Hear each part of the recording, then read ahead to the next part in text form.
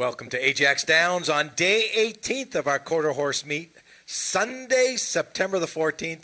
Jen, the last time I'm going to say Sunday for this year. Yep, it's our last Sunday of the season.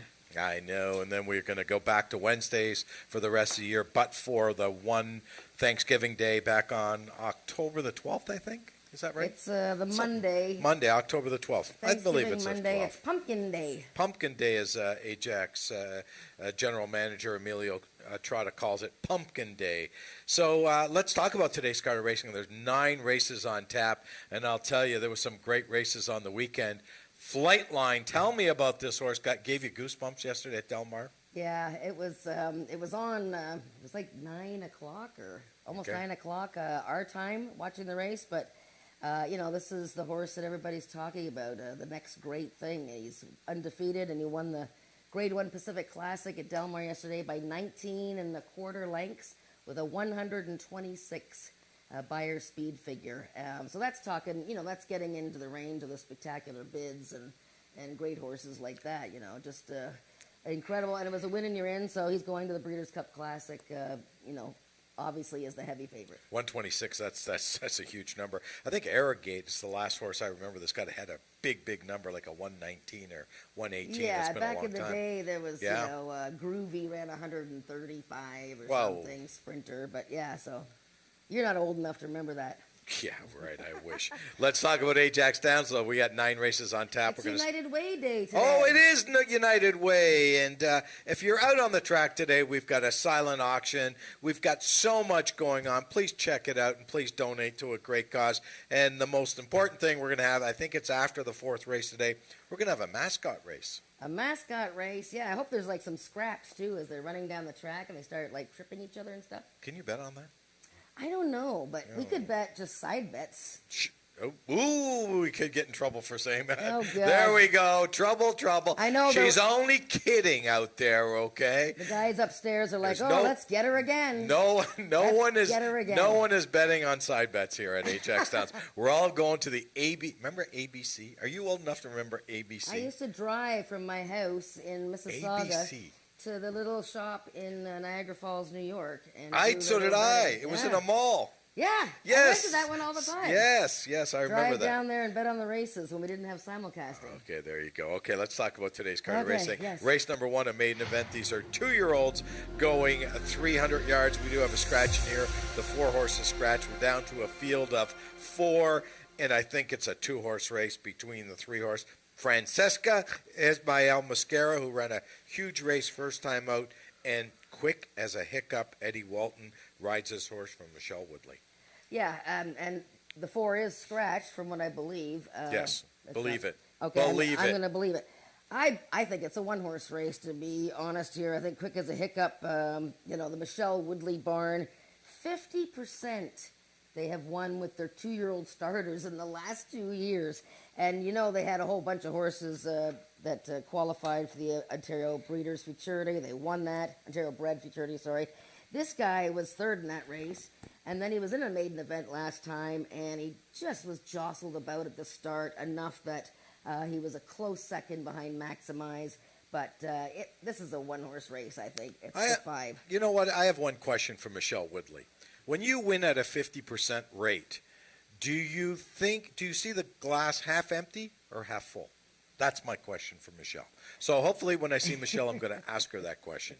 Maybe she'll answer you. Yeah, she will answer me, that's for sure. I may not like the answer I'm going to get from her, but she will answer me. Let's move on to race number 2, an allowance event. These are 3-year-olds and up, which have never finished 3rd or lower in their last 3 starts at Ajax. And again, I think this is another 2-horse race between the 2-horse Socks to Be You and the 4 Mom's Extravagant Heart. Yeah, so this, the condition of this race is, any horse that's finished 3rd or lower in their last 3 starts. So you could have, like, maidens in here. You could have stakes winners. And, Zox to Be You, who is a winner this year, has been narrowly beaten by horses like Carneros, for heaven's sakes. And he was 4th to Had to Be Ivory. So you're not going to see those kind of horses in the running lines of anybody else in this field. It's the pick 3, another rolling pick 3 starting here. So there's no pick 4, pick 5, unfortunately. But I think he's going to be really strong. I think, Norman D'Souza is riding very well. But, if you want to bet an exacta, then I think Mom's Extravagant Heart, who, has coming off a freshening time, which I do like at this time of year. I like it in thoroughbred racing. I like it in quarter horse racing because horses that have been racing since the beginning of the season tend to be a little bit tired. And then you got horses that are fresh and, they seem to make quite a good impact. So, yeah, I think it's between the 2 and 4, but I would say that Zox to BU is going to be tough to beat. Okay, let's move on to race number 3, a maiden event. These are 3-year-olds and up. The start of our first pick 4. We have 2 pick 4s on today's card of racing. This is, as I said, a maiden event. The distance is 300 yards. Again, another race that I only see 2 possibilities in here. The one who likes to get beat is 0 for 11, which I'm never crazy about 0 for 11 horses, but the numbers stand out. And the 4 horse, a first-time starter, because if someone's going to beat this horse, it should be someone that's undefeated. Yeah, no, I mean, you're, right on with my thinking of this race. Mike Khaleesi, as you said, most experienced horse in the race. She's getting closer to that maiden win. I mean, she was 4th, 3rd, and last time she was 2nd. She led very late in that 250-yard race, was caught by that big Robertson filly, Don't Give Me Lip. But yes, now she's back to 300 yards. I mean, she's very quick out of the gate. That's one thing. Can she get away and hang on at 300 yards? I don't know for sure, but I was absolutely taken by the breeding and the recent workout by this 4 horse, One Folly -V for Don Reed. Just beautiful pedigree on this horse. Nice young top stallion.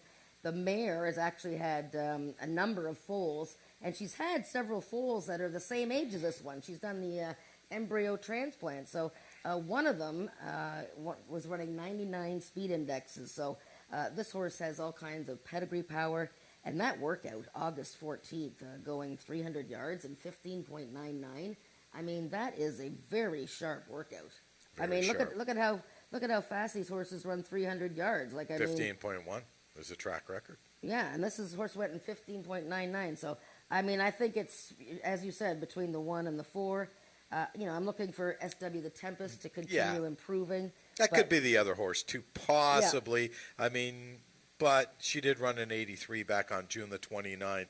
But I'm not sure. She still has not hit the board for me. So at least the 1 horse has hit the board 3 times. And again, I think you're right though. I think the 4 is the horse to beat. Let's move on to race number 4, an allowance event. The Gridiron Gallop today, 110 yards of distance. We got a short field of 5 in here. Very, very interesting. I mean, Don's Early Light, Flybell Cartel, Twist of Fate. I'm not sure. Yeah, as you can see by my scribbles on my pages here, I changed my mind several times. So these are for horses that have never won at the unique distance of 110 yards. But we had the 2 Don's Early Light and the 4 Flybell Cartel both race at the distance in their most recent starts. And they both finished well, 2nd and 3rd, just behind Spy for the Senate, who is a very top older horse here. So those 2 gals, rate strong consideration. And then, I thought, well, you know what? I liked Twixt of Fate when he came off the layoff after being, bought by Barry Wood, and he just ran so strongly in that 250-yard race. I'm not worried about his most recent start in the Ontario bred maturity because he was broke a bit slow and then he was squeezed right out, so he lost all chance. He's never tried 110. He's going to need to be sharp out of the gate, but I think Twixt of Fate might have the edge on the girls in here. You may be right. I mean, of course. I mean, needless to say, this is all about the break. If you don't break well, you're not going to win, especially in a 5-horse field. So, this horse can get a good break, which he breaks okay. He's not a great breaking horse. He's an okay breaking horse. Whereas the 4-horse Flybell Cartel, you look at her lines. She breaks. Very fast. So does Up and Over. Breaks. I mean, it's very rare that they don't break. So these 2 horses on the outside are the breakers in the field. So if they break in front of the rest of the field, they're going to be tough to catch. And it's always tougher to catch being on the inside. Let's move on to race number 5, which is a speed index race. These are 3-year-olds and up, 70 and under. And I know, Jen, in this race, you want to show a replay back on August the 21st. Yeah, I'm just showing this replay. I mean, look, this horse is going to be, what, 2 to 5 in this race? 2 to 5. I'm talking about the 5 horse, I Am the Eagle, who is down to the lowest possible level. And this is a guy that's won 7 career races. So, but his last race, he dropped in class again. And we know that this guy's had trouble at the gate. But this time, last week, wasn't his fault, okay? Yeah, he threw his head up a bit. But, I mean, he's about to... he got crushed. Whoopsie. Oh, no, and it gets even worse again. And it gets even... Wow. It gets worse. And, kudos to him. He's a hard-trying fellow. But you watch the head-on here. This was the 21st. This was actually the day I wasn't here, but I was watching it live. And the head-on is quite dramatic. And, I felt bad for Eagle because he's owned by the First Line Racing Syndicate, the big group of 20 people. And Winning Okie, who, ran well, but he just, kept coming in all the way here, the gray horse. So there's I Am the Eagle with the white blinkers in the 2 path there. There's Winning Okie smashing once and smashing people. And then here's I Am the Eagle trying to come between, but then Winning Okie comes again in front of Ramiro. So just no chance. Look, I Am the Eagle has his own quirks, but he knows how to win. And, but, this race is just so within his reach. There's 2 maidens in the field. He's not going to offer any betting value, so, it's the start of the pick 5. It's in that middle of that first pick 4. Just, key him and spread in other races. I think he can even be up to his quirks and throw his head and lunge and stuff and still win this race. He's definitely my best bet today. I mean, if this horse loses today, I think we need to send Ramiro back to Mexico, and we'll send Bob with him, okay? I mean, Ramiro, just stay on the outside, stay out of trouble, my man, and you'll get the job done. I trust you on this. Let's move on to race number 6, speed index event. These are 3-year-olds and up with an average of 80 and under, 330 yards of distance, a field of 10. This could be a big, big betting race in here, and also the start of the pick 4. And you know what?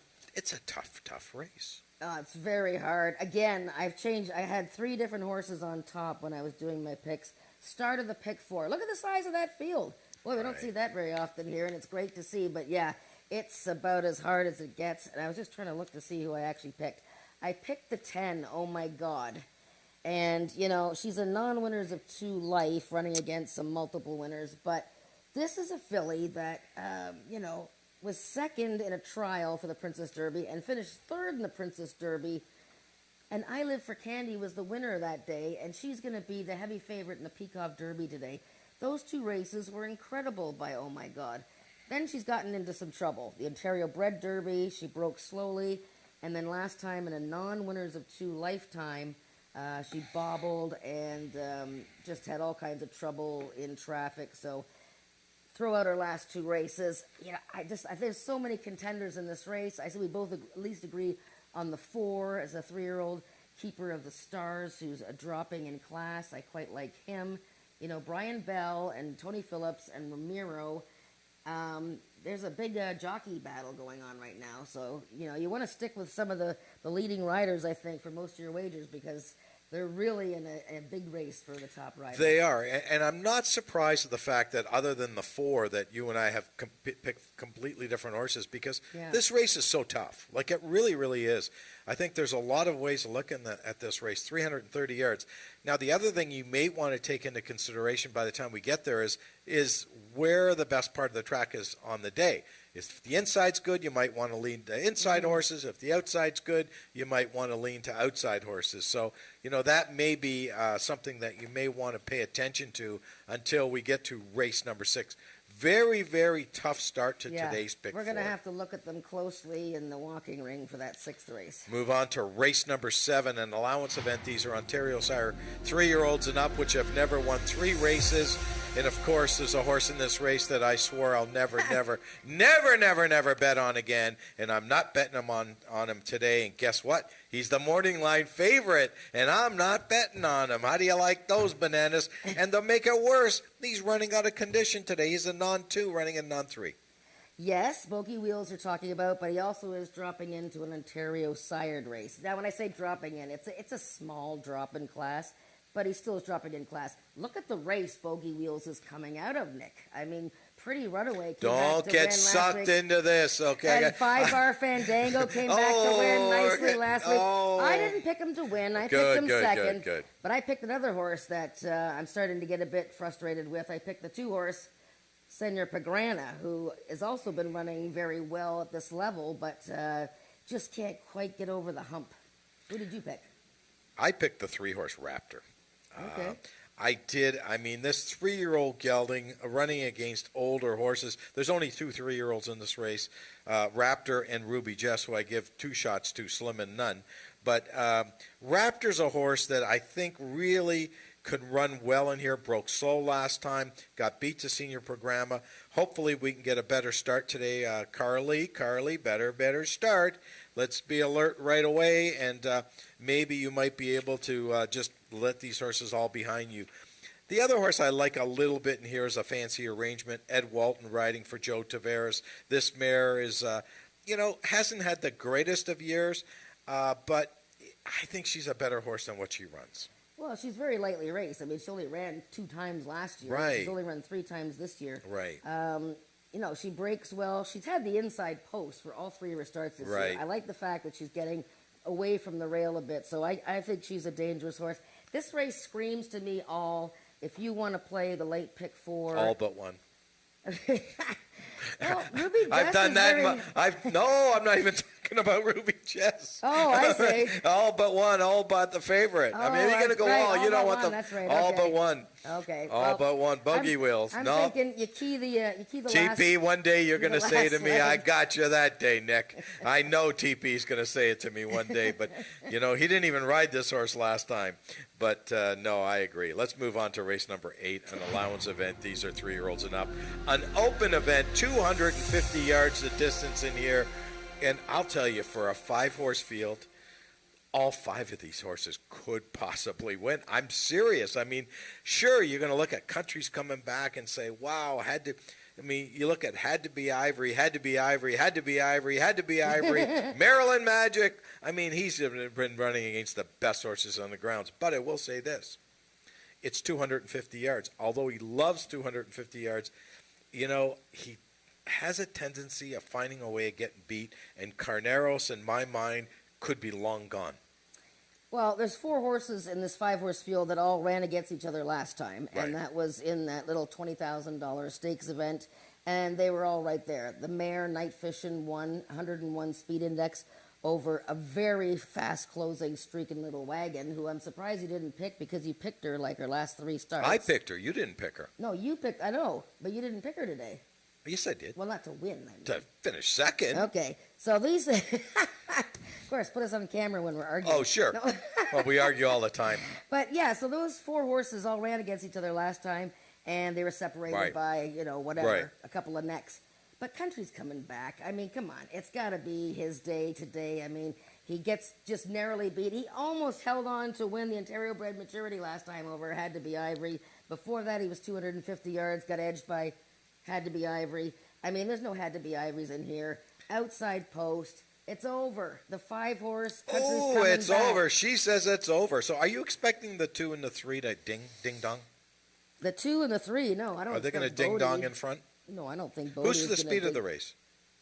Carneros. Carneros. And Night Fishing. And- Night Fishing is very You think quick. night fishing Broke keep up sharply. the Carneros? She outran him last time.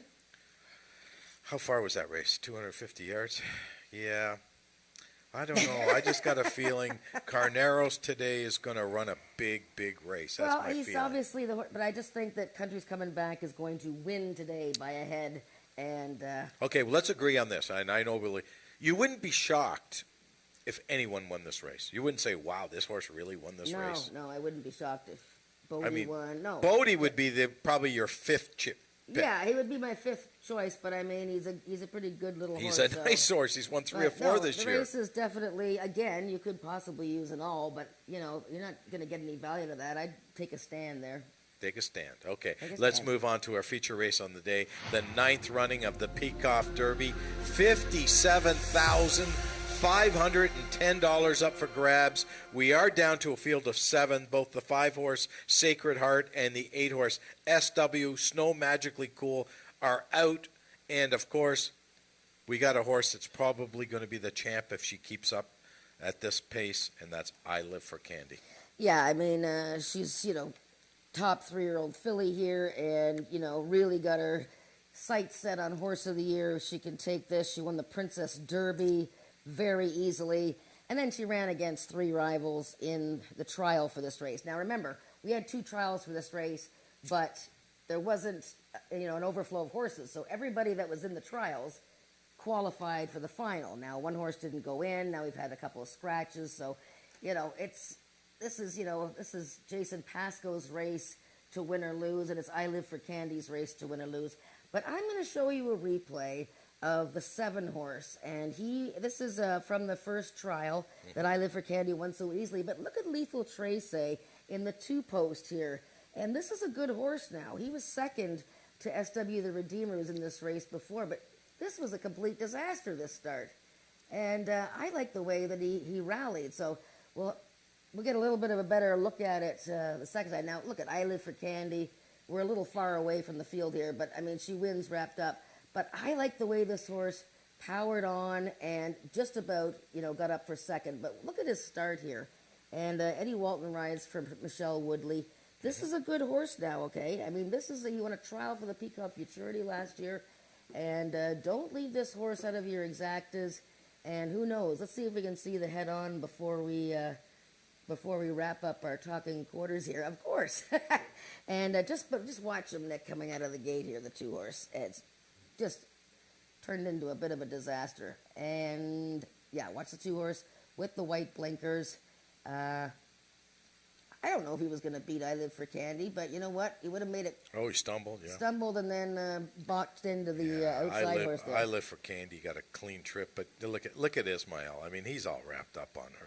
Oh, no, she's she's going to be tough to beat. You could key her in the pick 4s and the pick 5s and not even worry about it. Look at First Cold Wave. What are you going to do with him? He was second in the trial, the SW Redeemer. Those 2 were very close at the finish line, and First Cold Wave was closing at him. But Steer job, Ismael. Steer job. I'll tell you, get beat on this one. I'm sending it back with Ramiro. I might even come with you, though. I wouldn't mind going to Mexico. That'd be kind of a cool place to be. Yeah, I think that's a good place that'd for be you. a great place. Lie in the sun, have a tequila.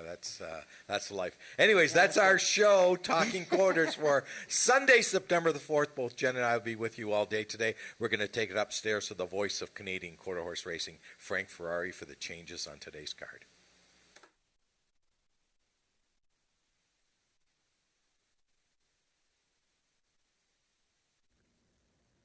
Ladies and gentlemen, good afternoon and welcome to AjaxDowns here on United Way Day.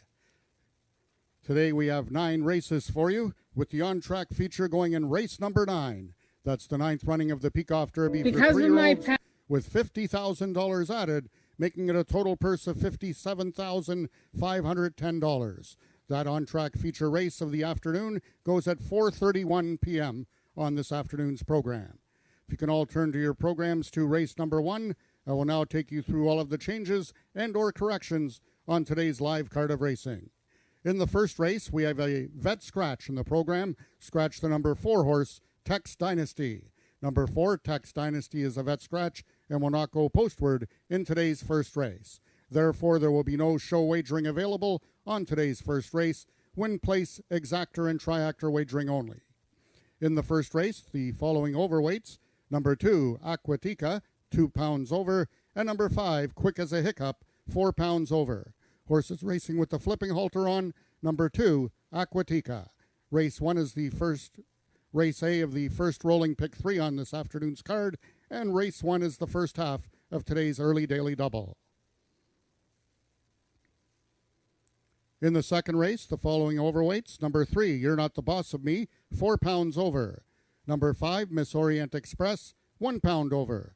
Horses racing with the flipping halter on in race number 2: number 4, Mom's Extravagant Heart, and number 5, Miss Orient Express. Race 3, overweights: number 1, My Khaleesi, 5 pounds over. Number 3, Caraway's Native Lane, 6 pounds over. Number 4, 1 Folly Dash V, 3 pounds over. Also note that number 4, 1 Folly Dash V, will be running on first-time Lasix. First-time Lasix on number 4, 1 Folly Dash V. Horses racing with the flipping halter on, both number 1, My Khaleesi, and number 5, SW the Tempest. Race 3 is Race A of the early pick 4. In the fourth race, just the following overweights. Number 4, Fly Bell Cartel, 1 pound over, and number 5, Up and Over, 4 pounds over. Race 5, the following overweights. Number 1, Hanover Hill Lucas, 3 pounds over. Number 2, Caraway's Jenny Lane, 6 pounds over. And number 5, I Am the Eagle, 1 pound over. Horses racing with a flipping halter on, both number 1, Hanover Hill Lucas, and number 5, I Am the Eagle.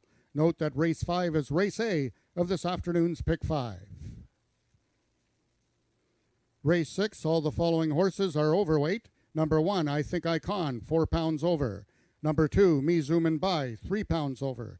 Number 3, Caraway's Jet Moon, 1 pound over. Number 4, Keeper of the Stars, 3 pounds over. Number 7, Hanover Hill Viola, 1 pound over. And number 9, Down in Carolina, 5 pounds over. Horses racing with the flipping halter on.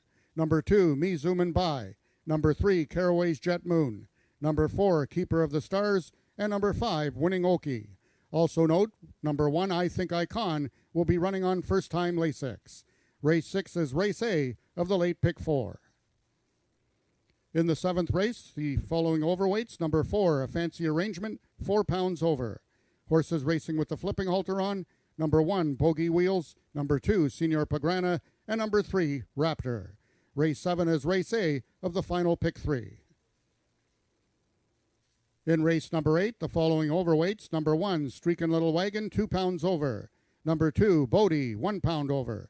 Number 3, Carneros, 3 pounds over. And number 4, Night Fishin', 1 pound over. Number 3, Carneros, will be running with the flipping halter on. Race 8 is the first half of the late daily double. That brings us to the ninth and feature race of the afternoon, our last on the card, the ninth running of the Peacock Derby, with $50,000 added, making it a total purse of $57,500, and that's for 3-year-olds. In race number 9, we have couple scratches in the program. Scratch both number 5, Sacred Heart, and number 8, Snow Magically Cool. And the following overweights. Number 1, First Cold Wave, 3 pounds over. Number 2, I Live for Candy, 5 pounds over. Number 3, Scarlet's Cartel, 1 pound over. Number 4, Cold Kind of Star, 3 pounds over. Number 6, JTC Little Moon Bar, 1 pound over. Number 7, Lethal Traces, 4 pounds over. And number 9, SW the Redeemer, 2 pounds over. Horses racing with the flipping halter on in the ninth and final race of the afternoon. Both number 7, Lethal Traces, and number 9, SW the Redeemer.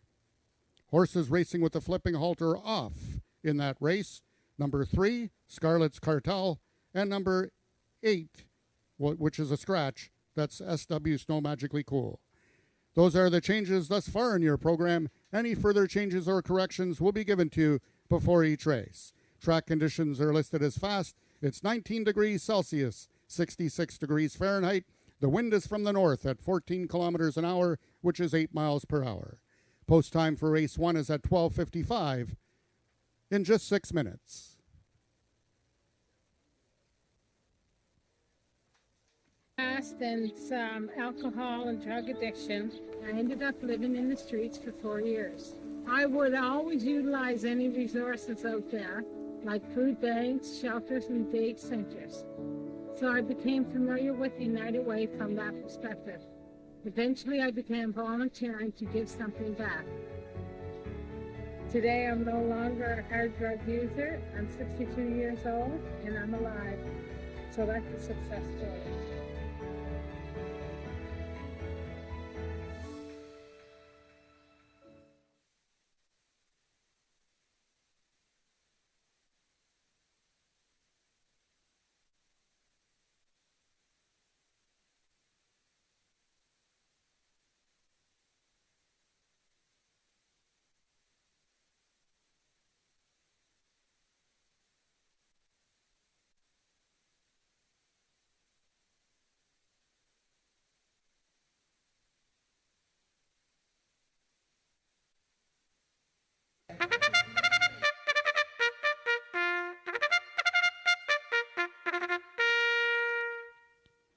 The horses are now entering the track for today's first race. It's for maiden 2-year-olds, running for a purse of $10,000.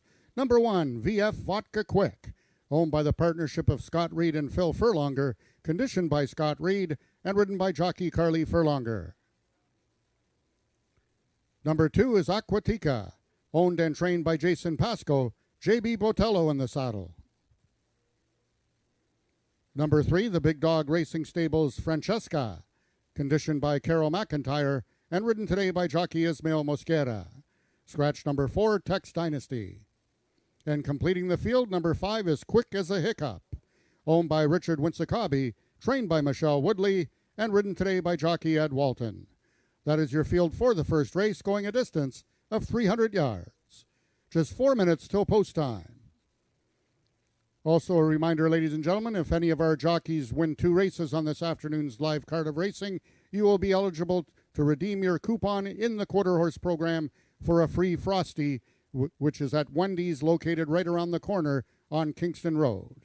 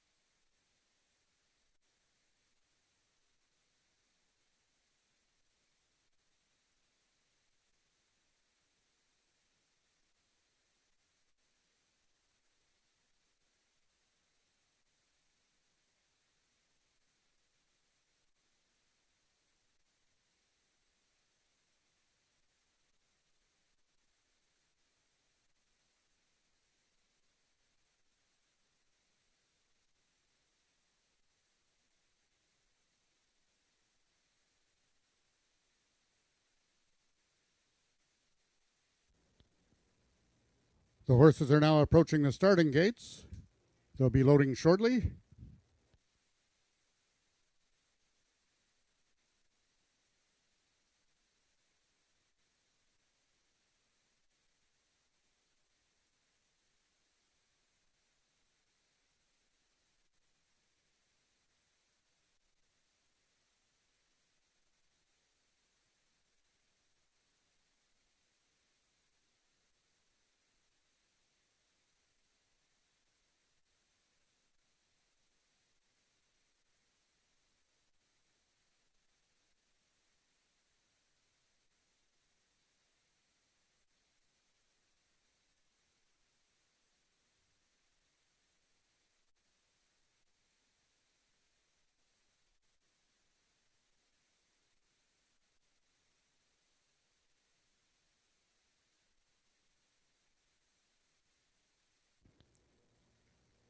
All the horses have now reached the starting gates. It's post time.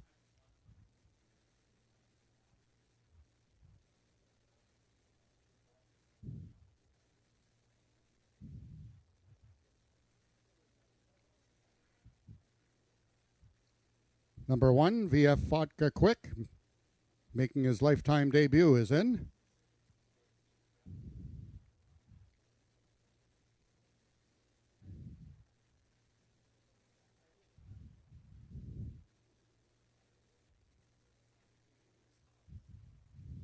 Having trouble loading number 3, Francesca.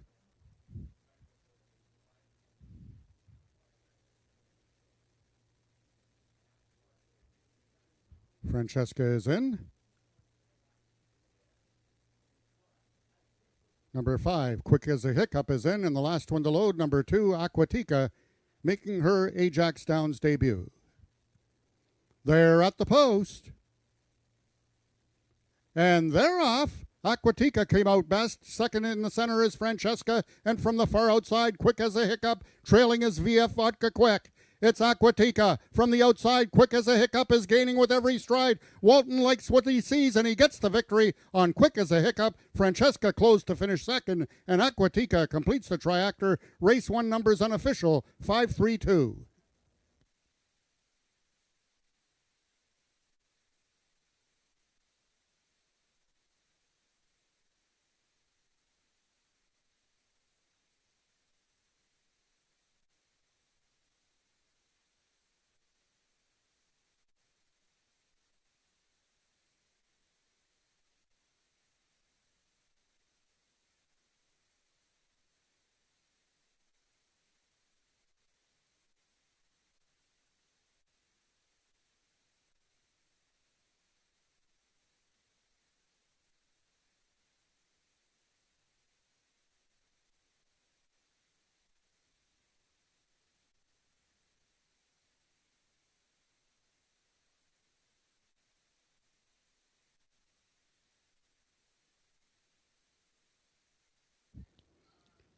The unofficial winner of the first race was number 5, Quick as a Hiccup.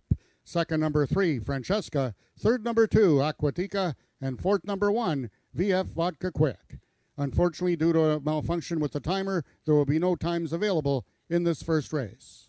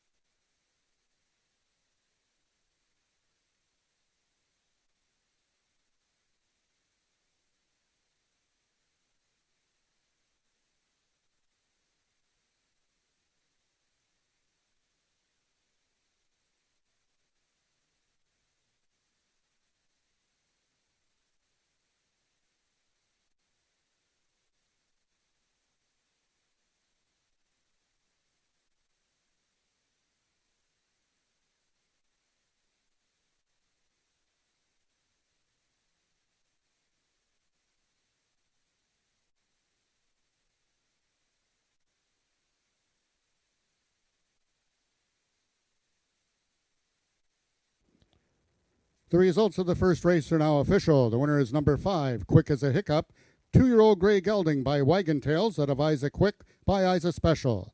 Bred in Ontario by Gary McNichol, Quick as a Hiccup is owned by Richard Winsakabi, trained by Michelle Woodley, and ridden to victory by jockey Eddie Walton. Quick as a Hiccup winning the distance with an unofficial hand time of 15.840 seconds, carrying a speed index of 80.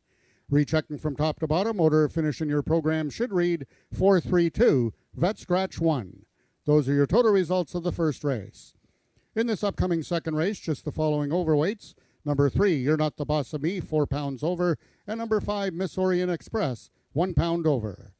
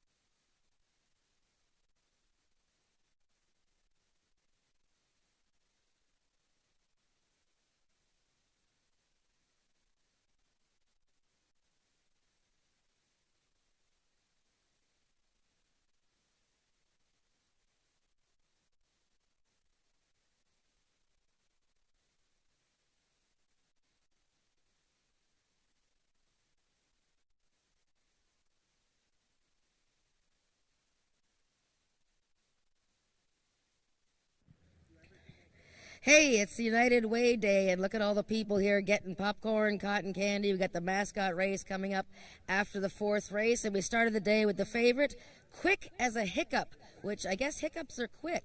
I don't know. Are they quick? I guess it's kind of quick. That is Richard Winsakabi, the winning owner, Michelle Woodley, the trainer, and breeder Gary McNichol. It's an Ontario bred. Big favorite today, Eddie. You've ridden him in all 3 of his starts. He just got beat in his most recent. But today he came out of the gate kind of funny. I mean, were you worried at all? No, not really. We were just kind of worried. We just wanted to get out of there as good as we could, and we thought he had enough talent that he was going to win today. But we were worried about him going out because he tends to lug out a little bit. So, and I guess he did start to go a little bit, but that was about it. That was about it. And he just powered his way to victory. And lots of good 2-year-olds in that Woodley barn, aren't there? Yeah, they do a great job over there. So they got a whole barn full of them. Sure. Well, congratulations on winning the first of 9 races, and keep up the good work. And we'll see you for the second race coming up in 19 minutes.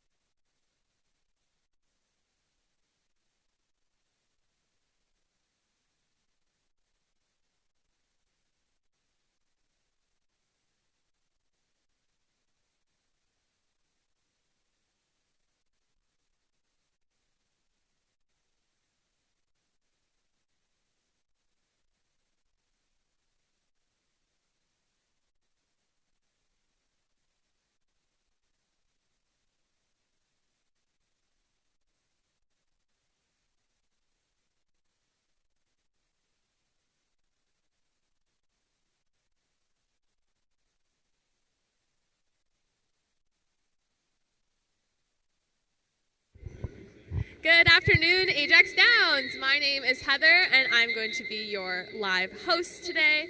We have got a full day for you. I've got all the information here for you. So it is United Way Day, and today, if you donate a backpack item or make a donation of $5, you will receive a $2 voucher in return. All you have to do is make your way over to the tent to my right here and make your donation. Today we are also doing an awesome giveaway. Just behind me here, we have our drum and our 2 prizes, which are a barbecue and a 7-piece patio dining set. All you have to do to win is enter any of your losing Ajax Downs tickets into the drum here with your name and phone number on the back of it. You must be here to claim your prize. The draw will be done after race 7. I'll be making this announcement a few times throughout the day, so make sure you're listening. I'll tell you all the ways you can win. We also have a 50-50 draw today going on as well. You can make your way over to their table on the patio and purchase tickets. That prize will be drawn after race 8. You should also be here to claim that prize. It's going to be a good one, so make sure you get your tickets. We've also got some really great specials going on the patio today. We have some cotton candy. We have popcorn. We also have a $5 barbecue special. So make your way over to the barbecue if you're looking for some good food. We also have our Hollywood Donuts here today, so make sure to make your way over to their table. Check out all the donuts. They're an awesome place here in Ajax. We also have our quick pick packages. You can make your way over to the How to Bet booth to receive those. It is $12 worth of bets for $10. And finally, make sure to make your way over to the merchandise booth. We have some awesome sweaters because it's a little bit chilly today, so you might want to grab one of those. You can also purchase your programs there. You may want to pick one of these up because on the front we do have our $6.99 Wendy's coupon. And if a jockey wins 2 races today, we will give away free Frosty coupons. So much going on today. Make sure to check it all out and get your bets in before the second race.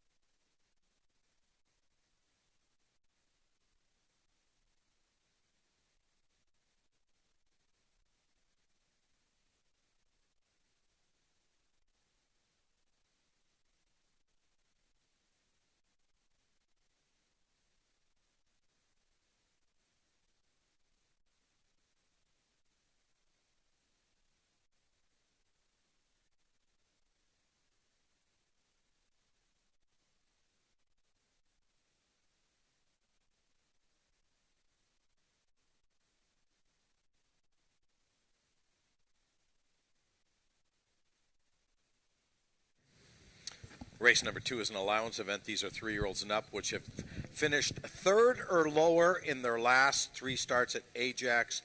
250 yards the distance in here. And all the money is going on Mom's Extravagant Heart. Jen? Yeah, well, we were talking earlier, Nick, about the two most logical horses in here, and this unique condition of this race that horses who have finished third or worse in the last three starts. So you've got a real mixture here of horses that have won several races or horses that haven't won several races. But the 2 and 4 are the most logical ones here. Right now, the fans are all over Mom's Extravagant Heart. And this guy has been off since the late June, June 29th, when he ran very well in a key type of race. First Cold Wave. We've just had the 3-horse act up a bit here. You're not the boss of me. But Mom's Extravagant Heart certainly belongs at this category. He belongs in a higher category. And he looks tremendous here. You can see him there, number 4, just getting the saddle put on.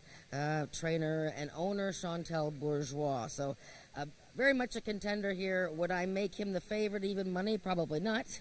No, the one thing that really bothers me about this horse is the distance, the 250 yards. He's been very successful, but he's never won. So he's had 3 starts going 250 with 3 seconds.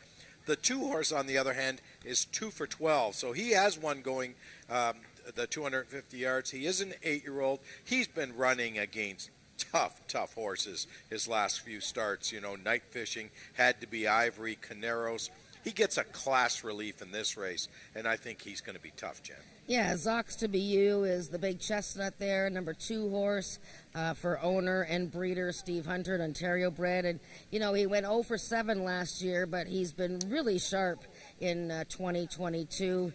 He won first time out, second time out at 250 yards this year, and has been chasing the likes of Had to Be Ivory, the champion, and Carneros, the sprint champion. So this field is a lot easier for Zox to Be You. And Norman D'Souza, his regular rider, has been doing very well, been on a bit of a hot streak. So that's my pick, the 2-horse Zox to Be You, and I expect him to come down from 3 to 1. Okay, and the 2 bookends in here, the 1-horse Who's Hot Now and Miss Orient Express, the 5-horse, both out of the Bob Broadstock's barn. These 2 horses in here, I'm not sure if they got much of a chance going 250. Who's Hot Now is 0 for 3 at the distance. Miss Orient Express has never run this distance, so it's a new trick for her.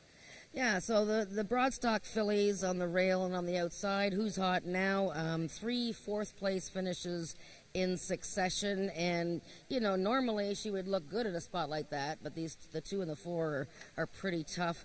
And I think if this horse was the more favored one, that Ramiro Castillo would be on her, but he is going to ride the other Broadstock horse, and that's Miss Orient Express, who has had a workout since her last start June 8th. Now, if you remember, July 6th, Miss Orient Express was supposed to race, and she was scratched at the gate. She acted up. So she's very quick out of the gate, no question, but you have to watch her manners as she's heading towards post time. That's the field for race number 2 coming up in 9 minutes. Good luck with your wagering.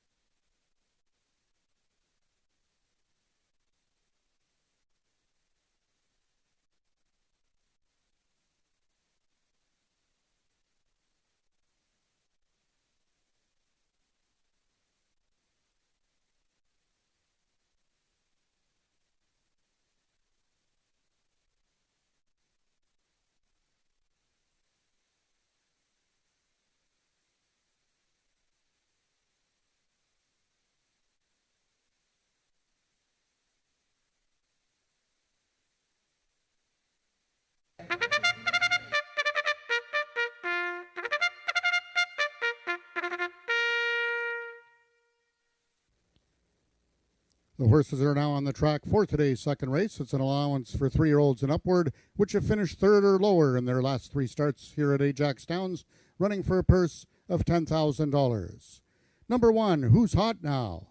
Owned by the partnership of Marie Broadstock and Josie Payma, trained by Bob Broadstock, and ridden today by jockey Tony Phillips. Number 2 is Zox to Be You, owned by Steve Hunter, trained by Janet Grice, and ridden by jockey Norman D'Souza. Number 3 is You're Not the Boss of Me, owned by Christine Tavares, trained by Joe Tavares, Ed Walton in the saddle. Number 4 is Mom's Extravagant Heart, owned and trained by Chantal Bourgeois, and ridden by Cassandra Jeske. And number 5 is Miss Orient Express, also owned by the partnership of Marie Broadstock and Josie Payma, trained by Bob Broadstock, and ridden by jockey Ramiro Sanchez Castillo. That is your field for the second race, going a distance of 250 yards. Just 3 minutes till post time.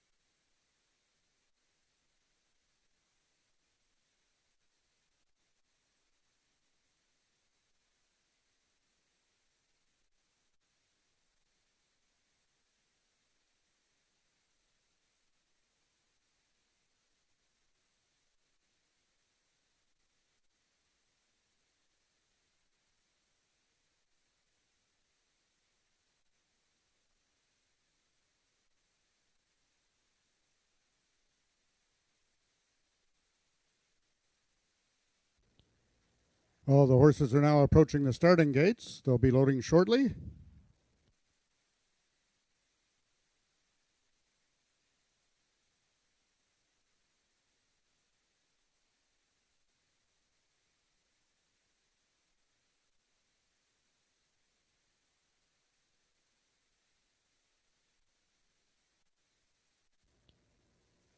All the horses have now reached the starting gates, and they're loading into the gates. Number 4, Mom's Extravagant Heart is the first one to load.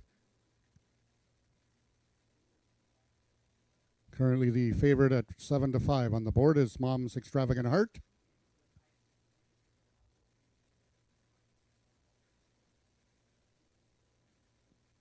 Next in is number 2, Zox to Be You.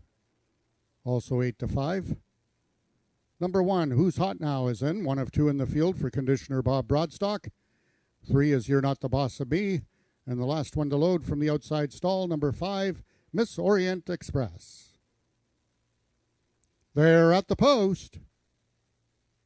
And they're off. Sucks to Be You came out with Who's Hot Now. Away third in the center, You're Not the Boss of Me from the far outside, Miss Orient Express and Mom's Extravagant Heart. But Zucks to Be You is the one to catch, and they're running out of ground. Zucks to Be You wins it. Mom's Extravagant Heart second, and Miss Orient Express completes the triactor. Race 2 numbers unofficial, 2-4-5.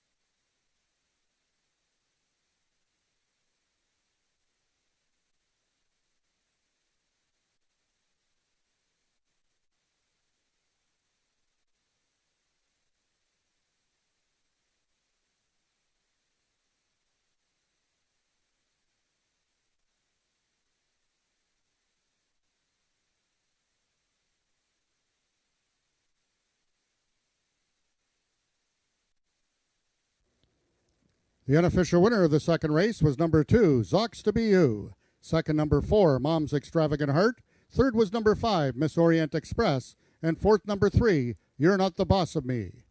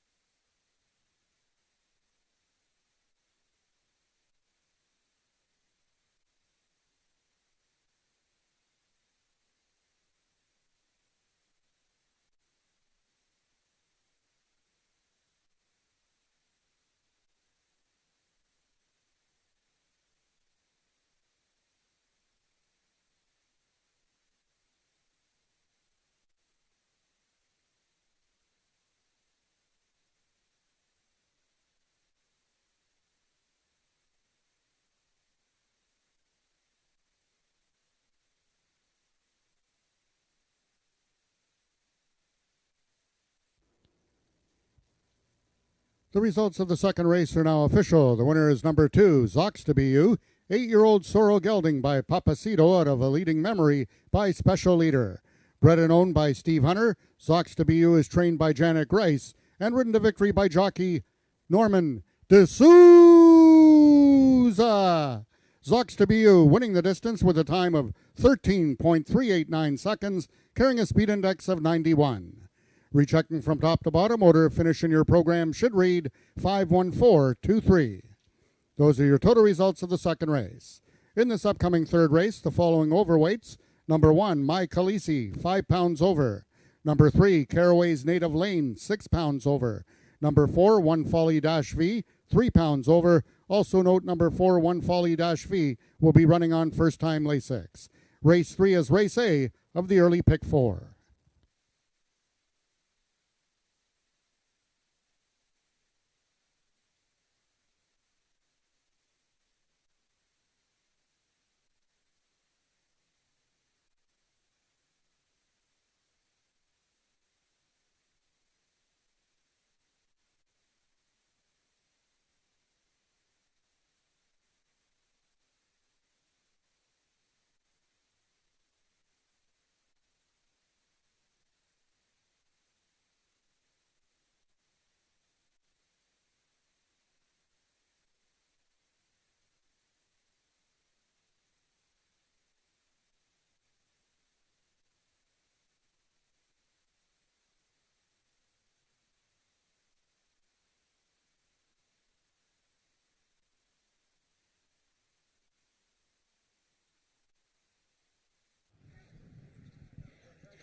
You'd never let me down. Zox to Be You broke like a rocket ship, and he was gone. It wasn't even the favorite, too. 8-5 on this. No, he was not the favorite.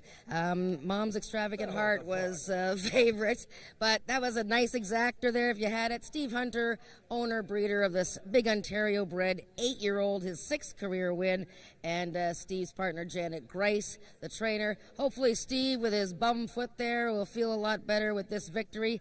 And how about the red hot Norman Lloyd D'Souza? Look at, there's your biggest fan there, Nick. Norman, you ride this horse all the time. You already have a win on him this year. He has to run against some of the toughest horses at times, but you must have felt pretty good coming into this race. Yeah, when I see that I'm out of the stake class, I was smiling. I couldn't wait. I couldn't sleep last night. You couldn't sleep. Well, you're always smiling. Now, he broke really well today, didn't he? I expected that. And how did the race go? Like, did you ever have to just keep him interested, or did you just want to keep going? Realistically, I just closed my eyes. I didn't know what happened. You closed your eyes when the race was on, and you didn't know what happened. Okay, well, you won. Okay, thank you. Well, very good, Norman. The crowd loves you, and it's a great day here. Look at the crowd today. I'm going to keep the fire burning, okay? All right. Norman's keeping the fire burning, and that's Zox to Be You winning the second race here at a fun AjaxDowns. The ponies are here if the kids want to come and take a look at Clifford, and I believe that's Max. And we have the third race coming up in 23 minutes.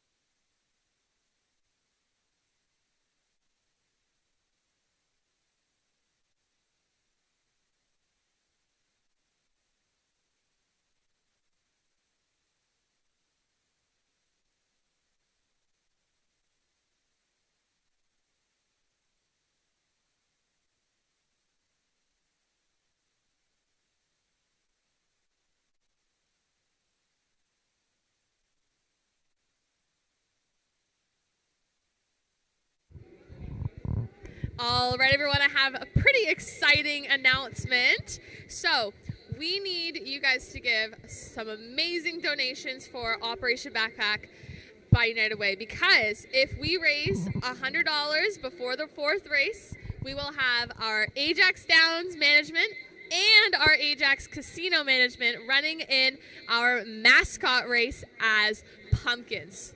So make sure to get your donations over. It's the first tent by the grandstand.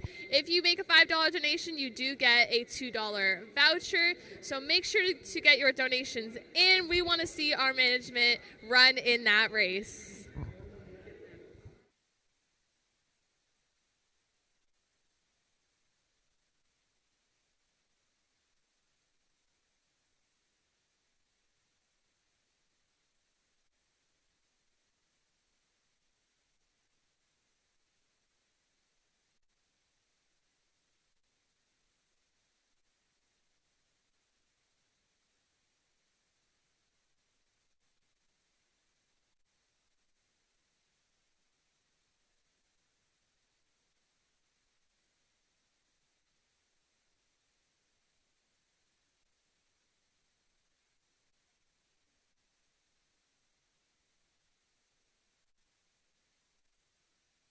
Because of my past and some alcohol and drug addiction, I ended up living in the streets for 4 years.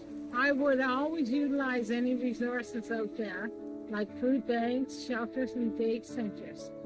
So I became familiar with United Way from that perspective. Eventually, I began volunteering to give something back. Today, I'm no longer a hard drug user. I'm 62 years old, and I'm alive. So that's a success story.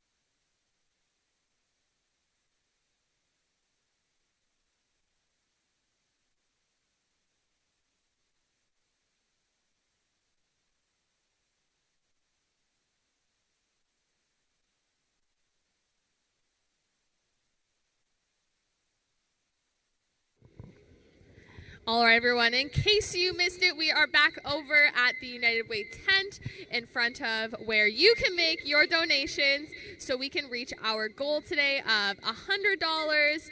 If we reach that goal, we will be having the AjaxDowns management and our Ajax Casino management run as pumpkins in our 4th race, after our 4th race. So, again, make sure you come on over to the United Way tent and make your donations for Operation Backpack. If we reach $100 today, AjaxDowns and the Ajax Casino Management will be running in the mascot race. If you make Kara's ready. And I am here with Sherry from United Way. So Sherry, you wanted to say a little bit about the backpack operation and maybe talk a little bit about the mascot race. I certainly do. I'd just like to thank the staff at AjaxDowns and Casino Ajax for being continuous supporters. Now, this is a surprise, though. I really would like to see them in the pumpkin costumes. We're getting really close. Come on down to the booth so that we can get these two in the pumpkin costumes. Make my day, everybody. Bring your donations over to the booth for Operation Backpack for United Way. You heard it here. Make sure you get your donations in.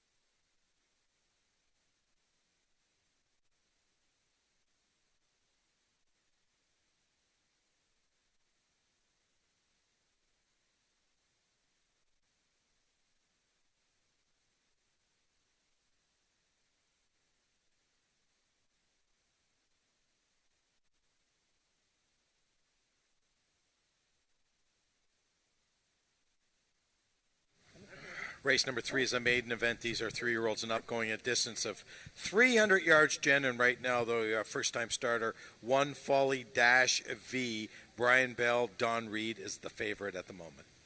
Yeah, I mean, she's taking all the betting support. Is that because they don't want to bet anybody else? The one horse we talked about, Mike Khaleesi, has had a lot of chances. But look at this filly's got a bullet workout August 14th from the gate, a very good time for 300 yards. The breeding, she's an Oklahoma bred, but she's by a very hot young stallion. The mare has produced some very nice foals, including a filly who is running 99 speed indexes. This gal's just a wee thing. I mean, she's just a little one.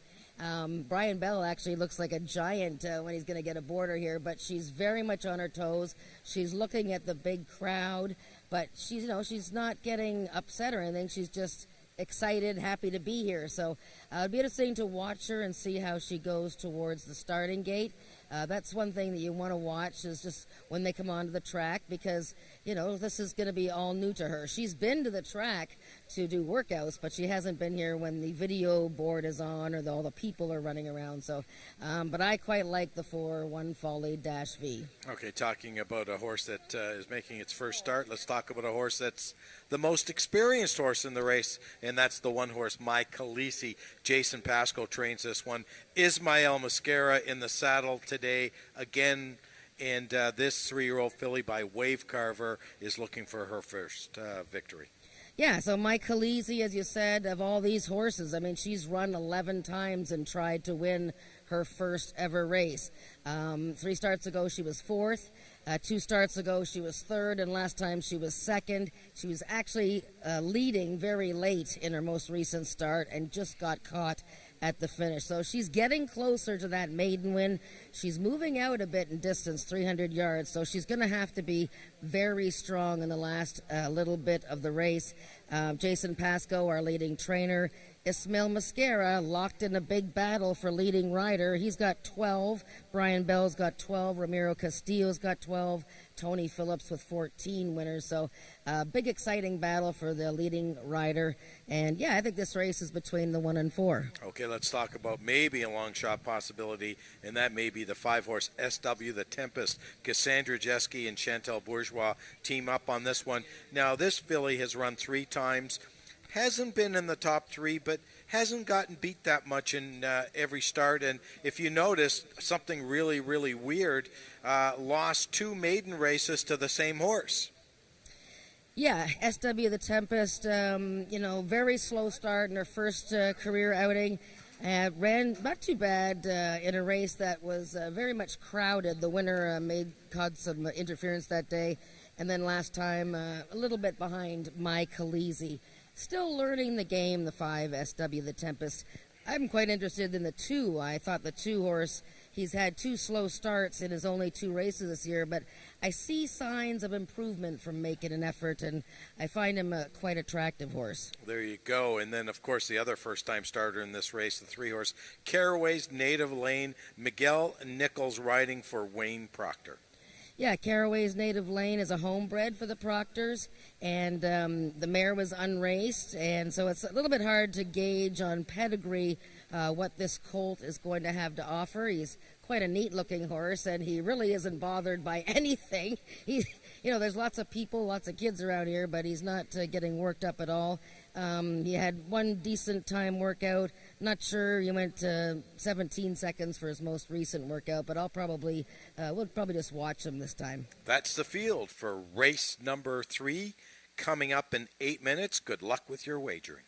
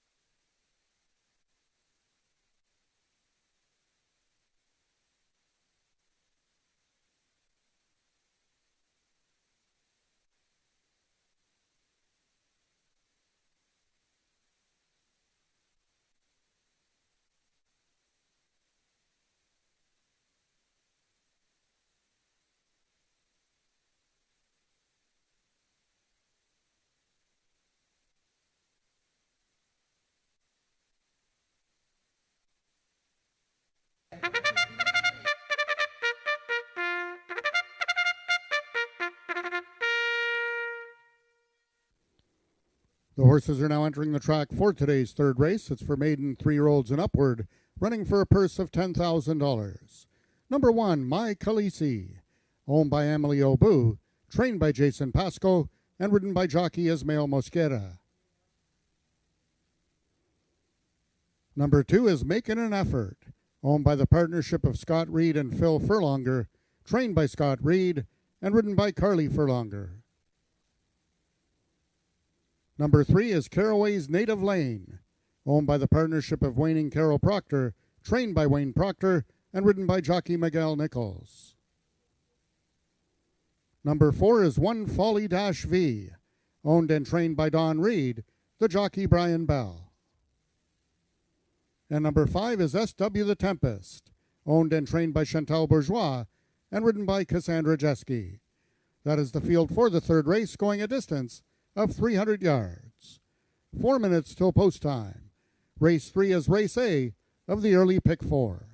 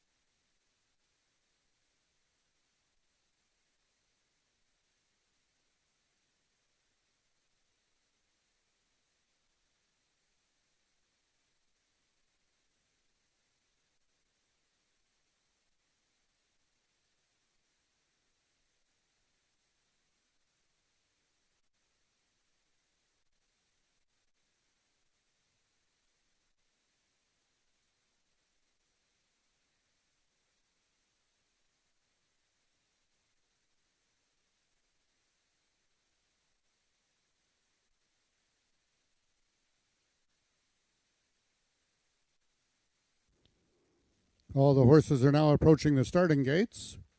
They'll be loading shortly.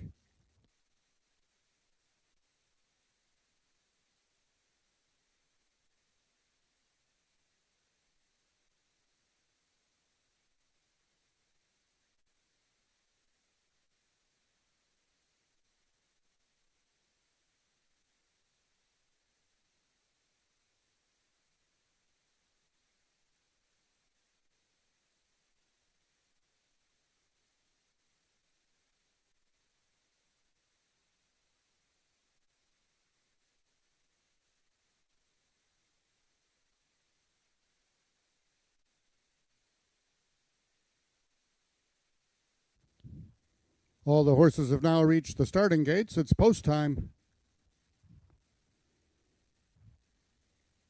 Number 1, My Khaleesi, is the first one in. 8-5 on the board. Seems like the 3 horses, 1, 4, and 5, taking all the support. Number 2, Making an Effort, is in. Number 3, Caraway's Native Lane, making his lifetime debut. 5 is SW the Tempest, and the last one to load, the first-time starter, making her lifetime debut, is 1, Folly-V.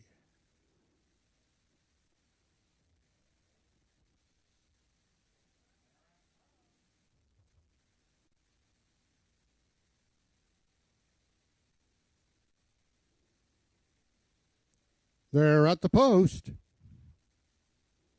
And they're off. Out nicely towards the inside is My Khaleesi. 1 Folly-V in the center, split by Making an Effort, and SW the Tempest is on the outside. Towards the rail, My Khaleesi has the lead. Charging hard, both Making an Effort and 1 Folly-V. Making an Effort wins it. My Khaleesi was second, and 1 Folly-V completes the triactor. Race 3 numbers unofficial, 214.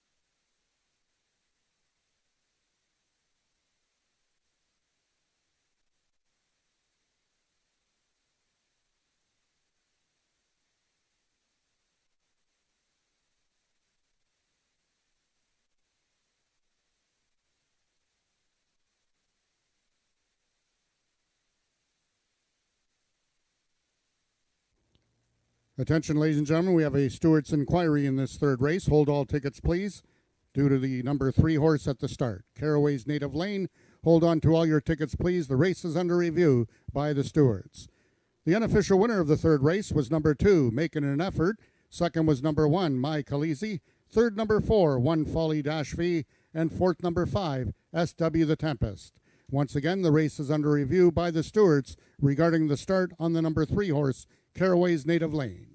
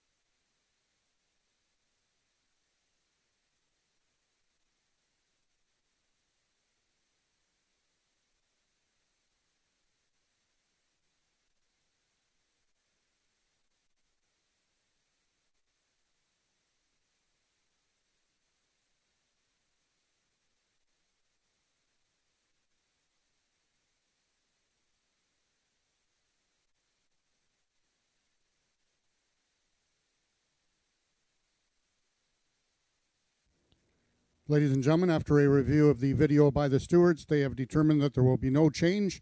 The number 3 Caraway's Native Lane did receive a fair start. Therefore, the numbers on the board will become official.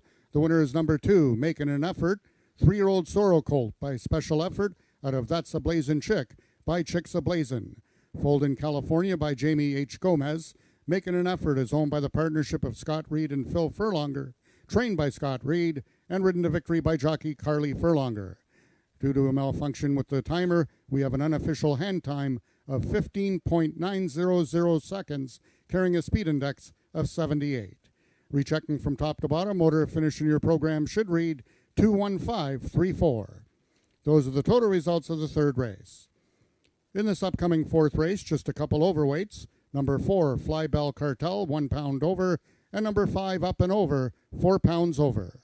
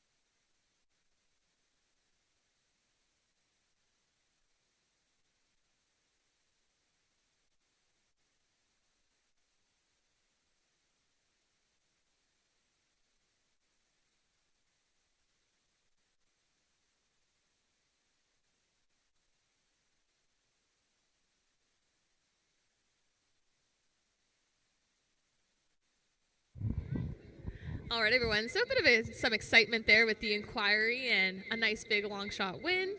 But I'm back here in front of our United Way tent, please come over and make your donations for Operation Backpack. If you donate $5 or more, you do get a $2 betting voucher. So it's for a good cause, and you get a little bit of money back to play on our races. Don't forget as well, we have our giveaway today of a 7-piece patio dining set, as well as a really nice barbecue. All you have to do to win that is to place your losing betting tickets from AjaxDowns with your name and phone number on the back of them. Place them in the drum. We will be doing the draw for that after race 7. So make sure you're here to claim your prize. Don't forget as well to go and pick up your 50/50 draw tickets. That also goes to United Way. So again, really good cause. Make your donations there, buy your tickets. You will need to stick around until race 8, because after race 8, I will be doing the draw for the 50/50 draw there. We don't know a tally yet, but if you get your tickets in, better the chance of a big prize. And lastly, don't forget to check out the silent auction that is going on underneath the patio. We have some really great items over there for you to make your auction on. So make sure to check all of these out. Keep donating. This is all going to United Way today. It's a really great cause, so keep those donations up and stick around for our mascot rate that is going to be going on after this race.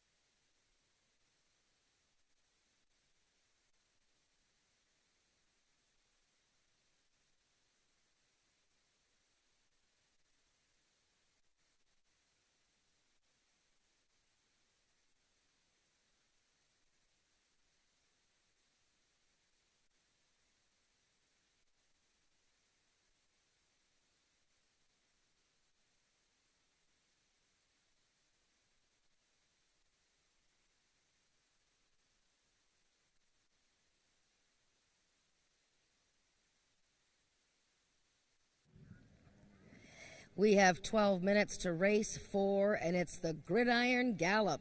And that's a 110-yard race, which will take about 6.7 seconds to run. So do not blink, because you will miss it. And these horses go from 0 to 60 kilometers an hour in 2 strides. So you'll see the starting gate's going to be pretty close up here. And these horses actually have never won at the 110-yard distance. And a few of them haven't even tried it. So it'll be very interesting to see what happens here. I'm going to start with my selection, number 1, Twixt of Fate. And he's one of the horses that has never tried this distance before. But he was a sharp winner on August 3rd, going 250 yards, so about twice this distance, and I really like the way he finished that day. Last time he broke slowly from the gate and then was sort of squeezed out by some other horses in the Ontario bred maturity. So I'm giving Twixt of Fate the nod here right now at 2-1. Also, we got to look at a couple of fillies in here from the Bob Broadstock stable, and that's the 3 Mexican Mouse and the 4 Flybell Cartel. Ms. Mexican Mouse, one of my favorite horses here, just a little thing. She's never tried 110 yards, and she was in really strong form earlier this season. She's a little bit past her top efforts right now. Meanwhile, her stablemate, number 4, Flybell Cartel, is one of the fillies here that's very well known for how fast she breaks out of the gate. And she actually tried 110 yards in her most recent start and finished third by a head. The winner that day, Spy for the Senate, a very tough older male horse here who is a stakes horse. And second in the race was number 2 in this race, Dawn's Early Light, the gray filly, and she's a 3-year-old. And Dawn's Early Light has really put together a nice record since she came here earlier this season for trainer Scott Reed and jockey Carly Furlonger, who we just saw win the previous race. So Dawn's Early Light and Flybell Cartel both raced at 110 last time and finished second and third. And the bottom horse we'll talk about, number 5, Up and Over. He has never tried this gridiron gallop distance, but he's also well known for breaking sharply out of the gate. Eddie Walton will ride Up and Over, and he's had 5 outings this year with a couple of thirds. But I'm looking at the 1 and the 4 and I think the 2 as my main contenders in the race. This is the start of another rolling pick 3. Pick the winners of 3 races in a row. You don't have to spend much money, and you might get a pretty nice payoff. So the Gridiron Gallop, race 4 coming up. Come down and get a close look, because they are going to go flying past you in 6 seconds.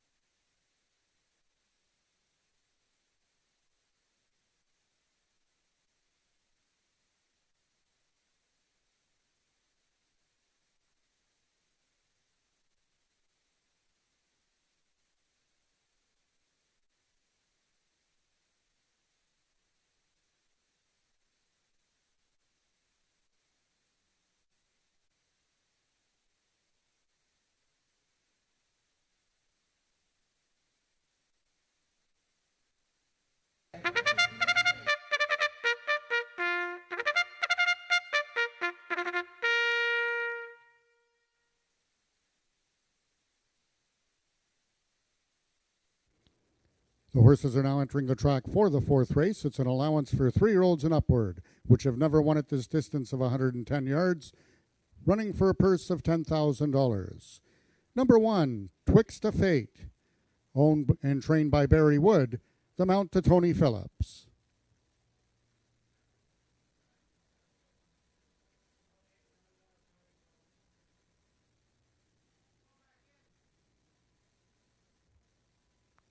Horses are not coming out due to the tractor still on the racetrack.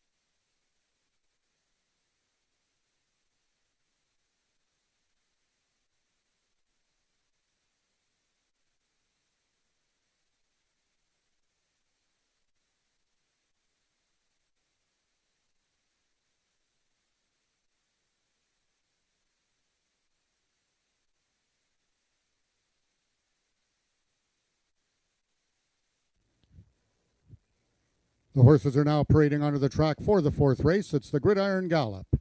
Number 1, Twixt a Fate, owned and conditioned by Barry Wood and ridden by jockey Tony Phillips. Number 2 is Dawn's Early Light, owned by John Wilson, trained by Scott Reed, the mount to Carly Furlonger.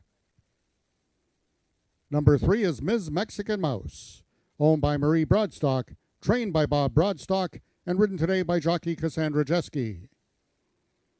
Number 4 is Fly Bell Cartel, owned by the partnership of Marie Broadstock and the Peacock Cattle Company, trained by Bob Broadstock, and ridden by jockey Ramiro Sanchez Castillo.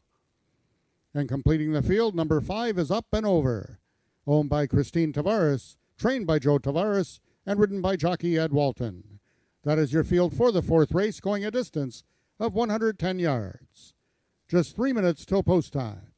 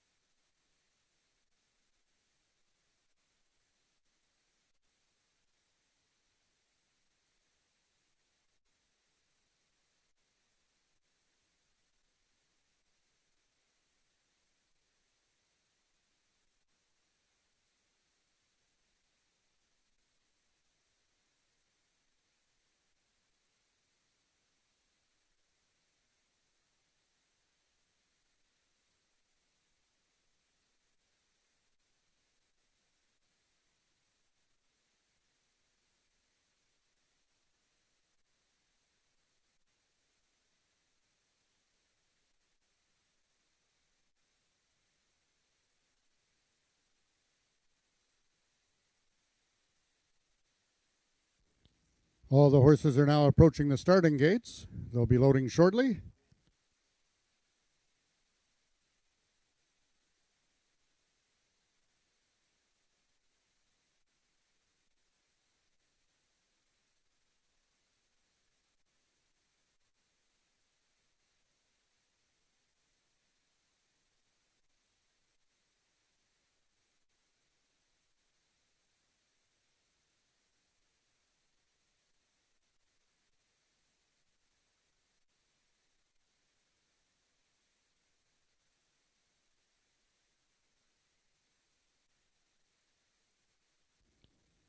All the horses have now reached the starting gates, and they're loading into the gates. Number 1, Twixt of Fate, is the first one in.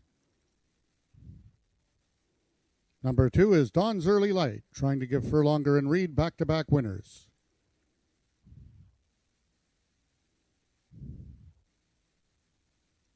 Number 3, Ms. Mexican Mouse, one of 2 in the field for trainer Bob Broadstock. Stablemate number 4, Fly Bell Cartel, goes in. And the last one to load, number 5, Up and Over, in the Gridiron Gallop. They're at the post.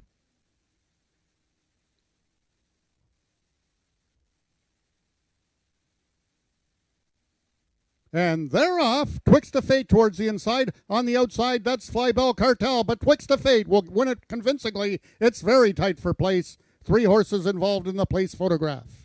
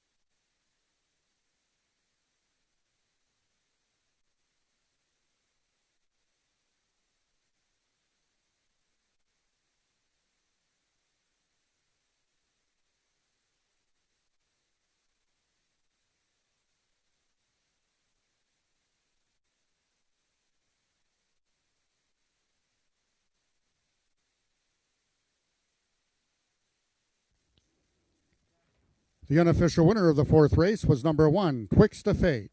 Finishing second was number 4, Flybar Bell Cartel. In the show photograph, it was number 2, Dawn's Early Light, finishing third, and we had a dead heat for fourth between both number 3, Ms. Mexican Mouse, and number 5, Up and Over.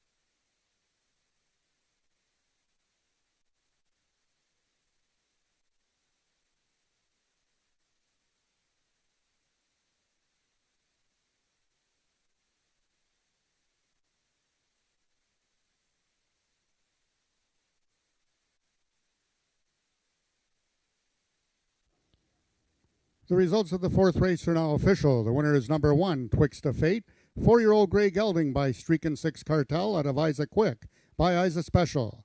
Foaled in Ontario by Gary McNichol, Twixt of Fate is owned and trained by Barry Wood and ridden to victory by jockey Tony Phillips. Twixt of Fate winning the distance with a time of 6.903 seconds, carrying a speed index of 101. Rechecking from top to bottom, the order of finish in your program should read 1-3-4-DH. 2-4-DH. Those are your total results of the fourth race. In this upcoming fifth race, just a few overweights. Number 1, Hanover Hill Lucas, 3 pounds over. Number 2, Caraway's Jenny Lane, 6 pounds over. And number 5, I Am the Eagle, 1 pound over. Race 5 is race A of this afternoon's Pick 5.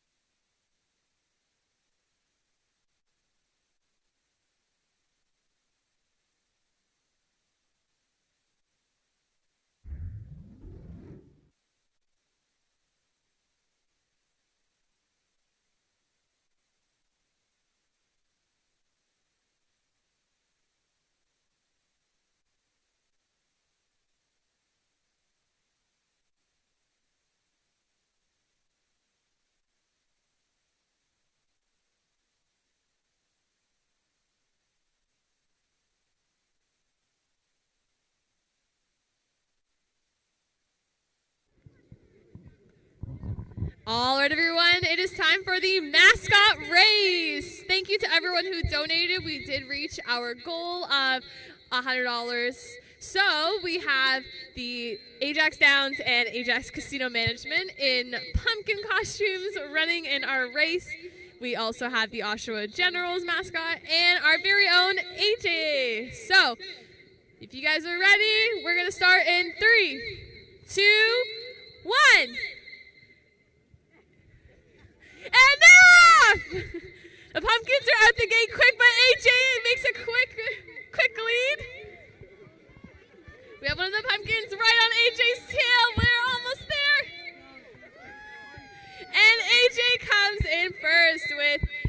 our two Ajax Casino managers coming in second and third. Thank you so much, guys. Let's give them a big round of applause for running in our mascot race this year on United Way Day. And thank you to everyone who donated. Keep donating. All of the donations made today will be going to United Way Day and Operation Backpack to give school supplies to children in need. Make sure to donate and get your 50 tickets, as well as put your losing betting tickets in the drum for the barbecue and the patio dining set. Thank you so much again, everyone.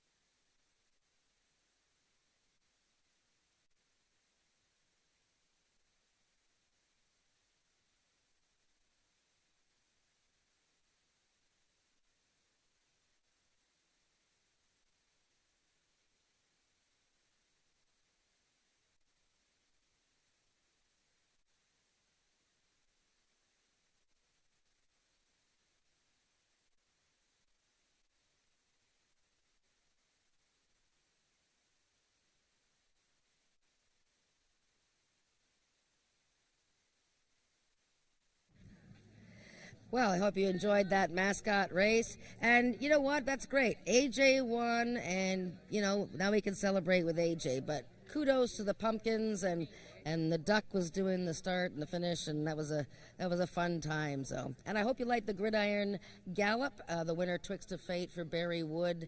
Since he bought the horse, he's won 2 races in a row with him now. So good for Barry. Okay, we have race 5 coming up in 10 minutes, and this is the first leg of our popular wager that came back this year, the Pick 5, where if you can pick the next 5 winners on a ticket, you have a chance to win a nice payoff. The minimum bet is 20 cents, and you only need to use 1 horse in every race if you like, or you can use several horses in each race. I'm going to give you the most logical winner here, and I think his odds are going to go down, but number 5, I Am the Eagle, is in the easiest race he has been in a long time, and drops right down to the lowest class level. Now, the thing about I Am the Eagle is that sometimes he gets these little quirks going where he jumps up at the start of his races and causes his own problems. So he was doing that a little bit in June and July. Then he dropped down to a class that he really should have won last time, and I showed the replay earlier today, and he was essentially wiped out twice in the race and had no chance. But kudos to him. He really tried hard to come on to win that race. So after that, now he's down to the lowest class level, and really is overpowering in this field. Right now, he's at 3-5, and Ramiro Castillo, his regular rider for Bob Broadstock. So if you're looking for another horse to use in the Pick 5, or you're just going to key I Am the Eagle and move on to the next races, maybe you want to bet an exactor. So let's try for second place here, maybe number 1, Hanover Hill Lucas, who had a bit of a faulty start in his most recent outing on August 10th, but before that he finished a very good second at this exact class level. Brian Bell rides him once again. They have the rail post, and remember, Brian Bell and Ramiro, Tony Phillips, all going for top jockey here, Ismail Mascara. So I think Tony Phillips just won the previous race, so he's got a short lead in the jockey race. But Hanover Hill Lucas is a possibility for the exactor. And the other Peakov Cattle Company horse, number 4, Hanover Hill Dashing, he's a bit of a favorite of mine. He won 2 of 5 starts last year. He hasn't won this year, but he missed by just a nose last time, leading all the way in that 220-yard race and just got beat by a nose. Tony Phillips riding again today, but he's going a bit longer distance, so that might be a challenge for the 4 Hanover Hill Dashing. But I think it's the 5 horses race to win here or lose.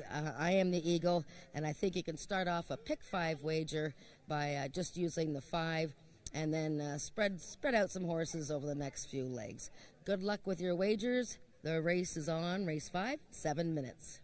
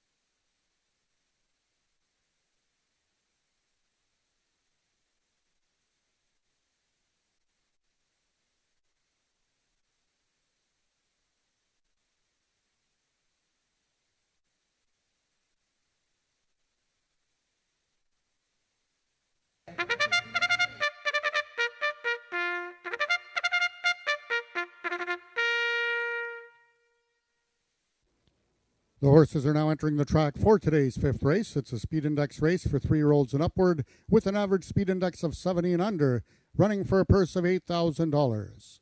Number 1 is the Peacock Cattle Company's Hanover Hill Lucas, trained by Joe Tavares and ridden by Brian Bell. Number 2 is Caraway's Jenny Lane, owned by the partnership of Wayne and Carol Proctor, trained by Wayne Proctor and ridden today by jockey Miguel Nichols. Number 3 is 32 Special, owned and trained by Amanda McCormick and ridden today by jockey Cheyenne Kerr. Number 4 is the Peacock Cattle Company's Hanover Hill Dashing, trained by Rick Kennedy and ridden by jockey Tony Phillips. And number 5 is the First Line Racing Syndicate's I Am the Eagle, trained by Bob Broadstock and ridden by jockey Ramiro Sanchez Castillo. That is your field for the fifth race, going a distance of 300 yards.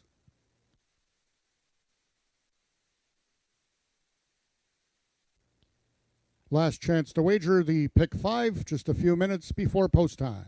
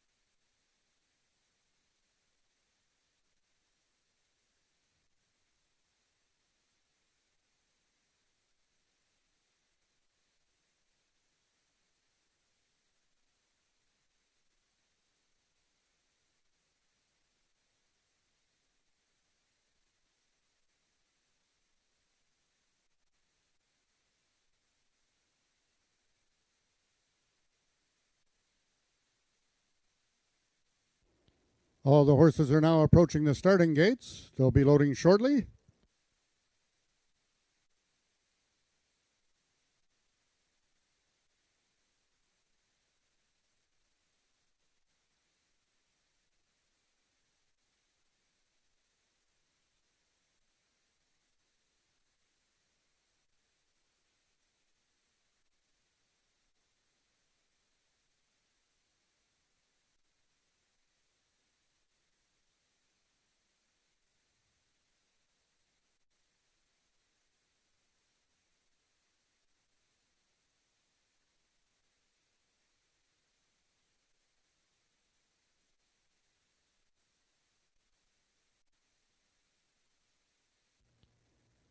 All the horses have now reached the starting gates. It's post time.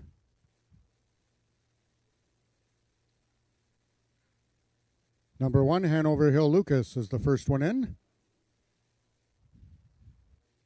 One of 2 in the field for the owner's Peacock Cattle Company. Number 3 is 32 Special, the lone 3-year-old in this field. Number 4, Hanover Hill Dashing, the other Peacock Cattle Company horse. 5 is I Am the Eagle, the even money choice on the board, and the last one in, Caraway's Jenny Lane. They're at the post. Acting up in the gate, number 1, Hanover Hill Lucas. Down in the gate is the number 1 horse, Hanover Hill Lucas.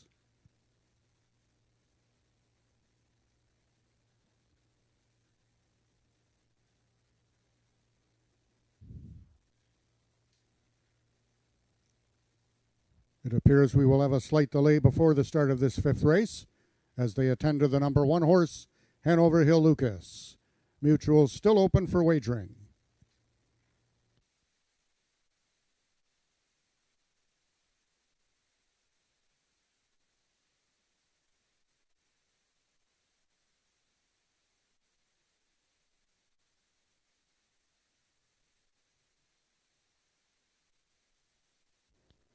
Attention, ladies and gentlemen, we have a late vet scratch at the gate, the number 1 horse, Hanover Hill Lucas.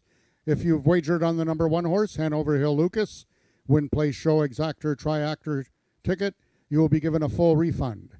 However, if you have Hanover Hill Lucas and a multiple exotic wager, such as the pick 3, pick 4, or pick 5, you will now inherit the post-time favorite right now, which is number 5, I Am the Eagle. Once again, late vet scratch at the gate, number 1, Hanover Hill Lucas.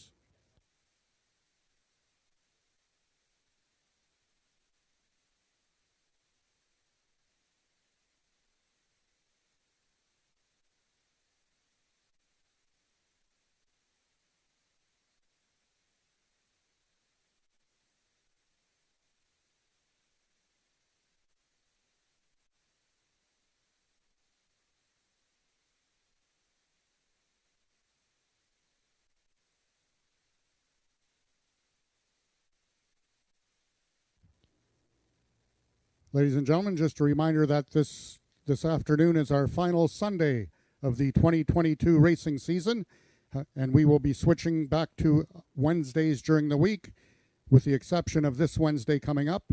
We will resume live racing here Wednesday, September 14th, with the original post times of 1:30. We will have one more holiday Monday of racing that falls on the Canadian Thanksgiving, October 10th.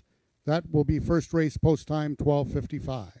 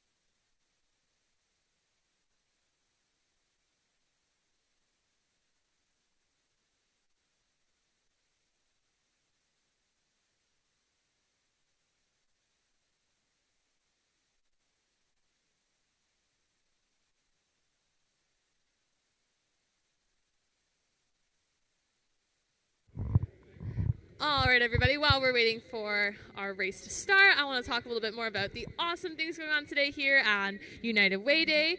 I haven't talked too much about the silent auction, so we have some great prizes over here. You can come on over underneath the patio, check out our great options. I see an air fryer, a few gift cards, some really nice gift packages. So come on over, make your auction. And those will be drawn later in the day, so make sure to put your name, your phone number, all your information down. Don't forget also to check out our 50/50. We have our tickets being sold on the center of the patio there. Again, half of that prize will go to the United Way as a donation. Also, don't forget to make your donations to Operation Backpack at the first tent by the grandstand. And last but not least, don't forget to enter any of your losing tickets into the drum for our great prizes. We have a barbecue and a 7-piece patio dining set. This is one of the nicest barbecues I've ever seen. Lots of burners and one of those side burners for your pot, so if the power ever goes out, you still have some options to cook some really great food, as well as the dining set. Beautiful, great addition, just as the summer is ending, for you to add to your patio. Again, those are all won by your losing tickets. Make sure to write your name and phone number on the back of those. That prize will be drawn after race 7. You do need to be here to win those prizes, so make sure to stick around until then, and stick around for the 50/50 draw after race 8. And before I go, I'm going to do a little bit of trivia. So the first person who can tell me the year that AjaxDowns opened is going to win our very own Jennifer Morrison's book, which is on the winner of the 2020 Queen's Plate, Mighty Hearts. So if you're interested in this book, come on over and tell me the year that AjaxDowns opened, and you can win.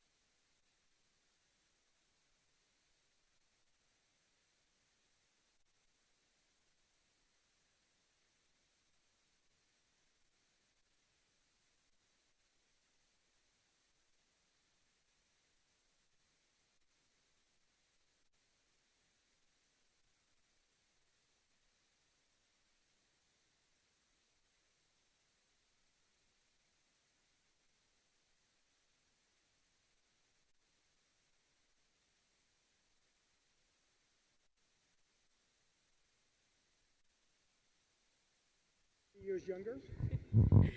Hello again, everyone. So I am here with Robert Howard from United Way, and we're going to talk a little bit about what's going on today. So Robert, if you could talk a little bit about yourself and then maybe Operation Backpack, what we have going on today. That's great, Heather. Thank you very much. The most important thing I'd like to do is to say thank you to all the patrons who came out today. Fortunately, the rain stayed away, and I hope everybody's had a good time. It's been a great crowd, and you have been wonderful in terms of your support of Operation Backpack. And I can tell you, actually, it has never been more important than it is today. I mean, we all know what people have been going through for the last couple of years. And even though everybody is fond of saying, oh, we're all in this together, we know that we're not all in this equally. And there are some people who really are living on the margins, living a little bit economically, socially disadvantaged communities, and they've been helped. And all the people today who have bought some hot dogs and bought some water and played the 50-50 or played the raffles have really been wonderful.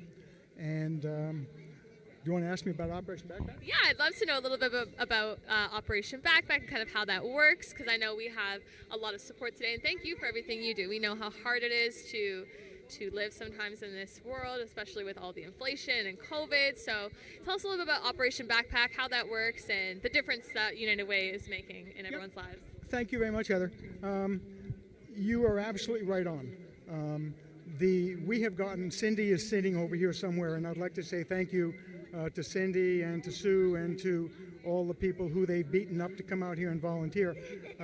But before I do that, I'd say yes. One of the things that struck me a couple of years ago, I mean, everybody can talk about, oh, some family who's been helped, and that at the end of August, when we have that kind of back to school kind of enthusiasm and oh, it's a sense of renewal.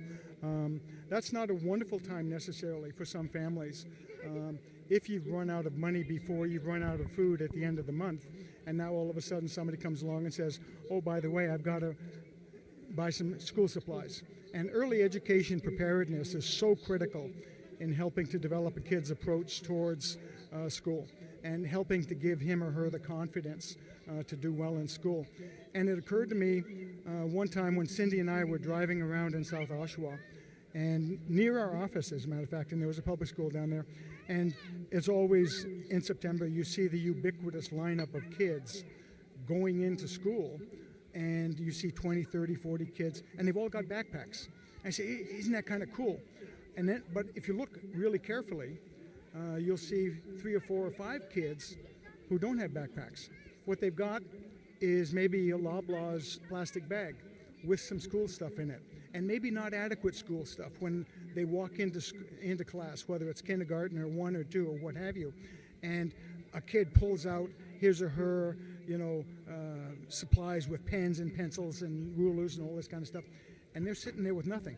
And my wife taught grade 2 for many, many years in North York, and she always used to have a sense that somehow that hurts, and if you don't understand how that hurts or why that hurts or what that might feel like, then I feel a little bit badly for you because you don't have an empathy gene.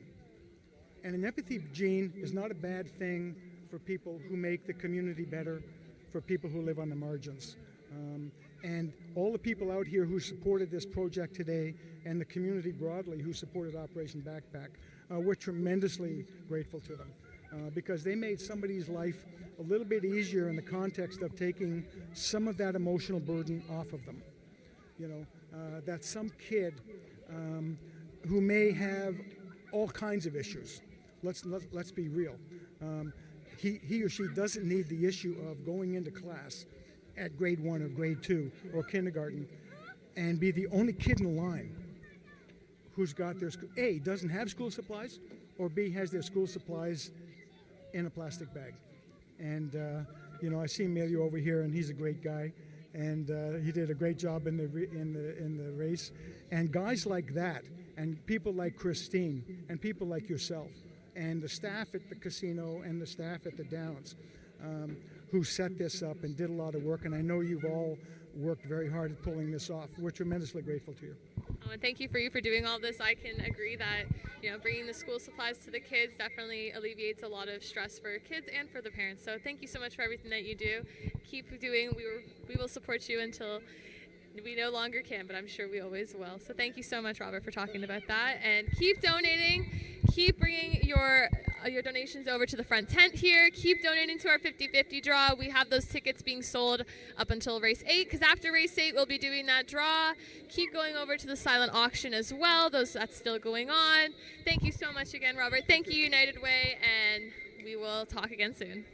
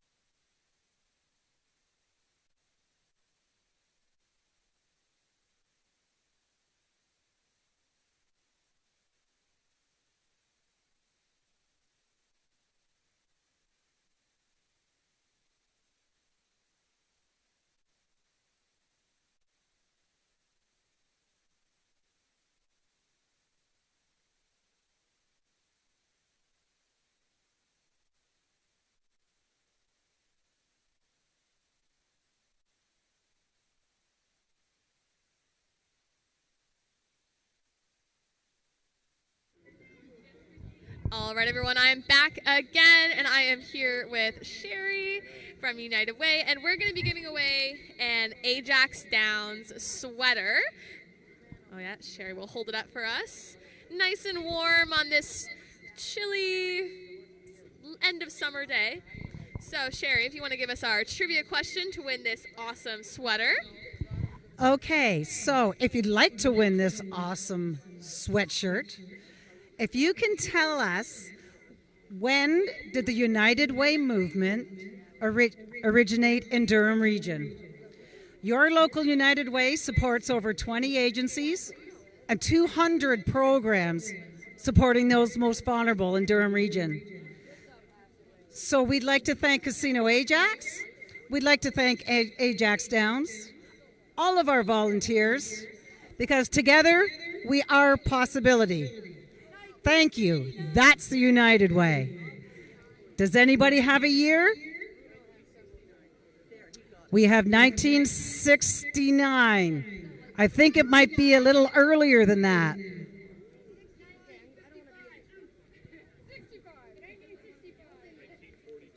Oh, you're getting close. Yep.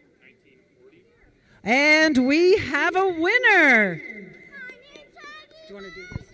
All right, thank you so much. So you have won our AjaxDowns sweater. The United Way in Durham did originate in 1940, so that was a very good guess. Thank you so much. If you would like to check out any more of our AjaxDowns sweaters, you can check out our merch booth. We have sweaters, t-shirts, we have little mini AJs, keychains, and we also are selling Jennifer Morrison's book, One Mighty Heart, on the 2020 Crown Queen's Plate winner. Don't forget to come over and continue to donate to United Way. Also check out our 50-50 draw, which is going to be happening after race 8. And don't forget to put any of your losing tickets in our drum for our barbecue and 7-piece patio dining set, which will be drawn after race 7.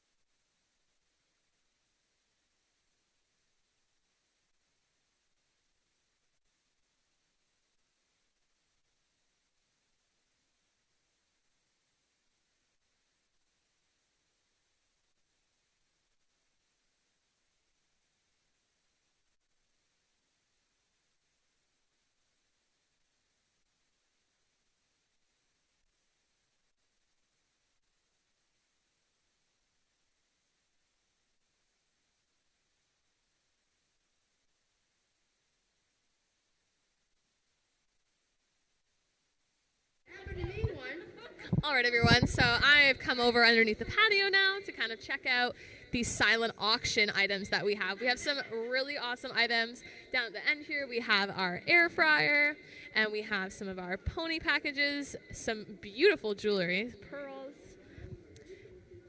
We've also got another patio set here. So if you don't win the one that I give away later, you can definitely make one of your bids on this one. Looks like it's a 4-piece with a, 3-piece with a table. And if you're looking to start fall early, we have a couple of fall baskets. We have one here with a sign, really cute little pumpkin, some candles as well. One more down at the end with some pumpkin spice coffee, some blankets, as well as a cup so you can cozy up on those fall days that are definitely going to creep up on you later.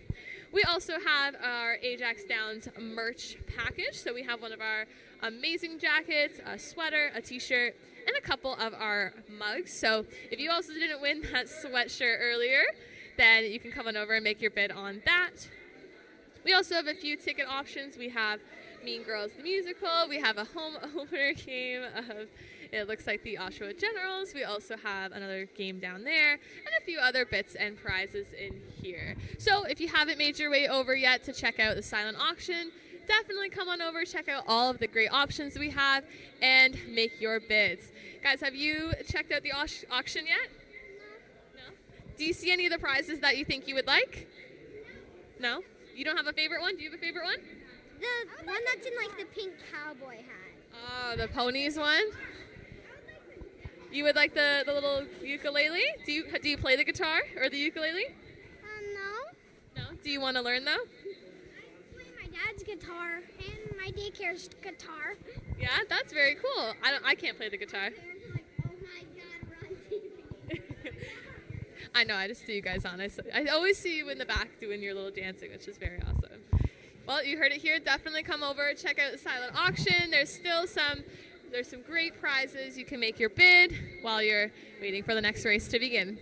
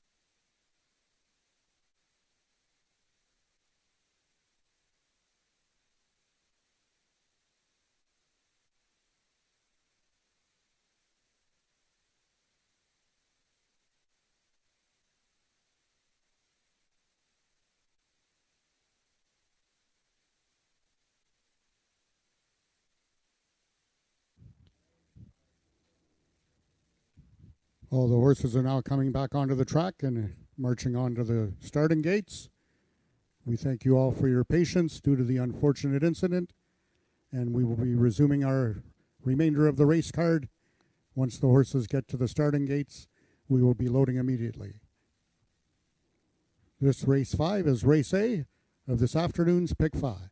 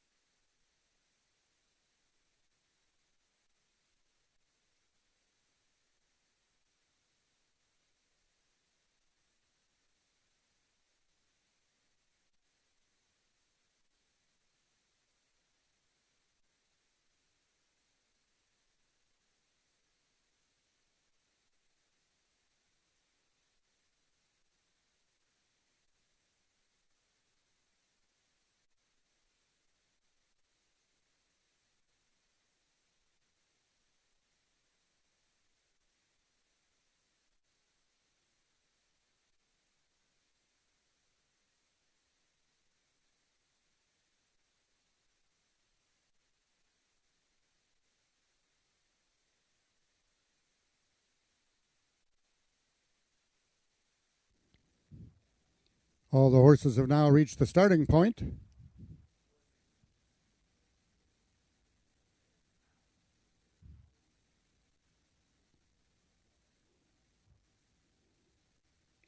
First one going in is number 3, 32 Special, the lone 3-year-old in this field.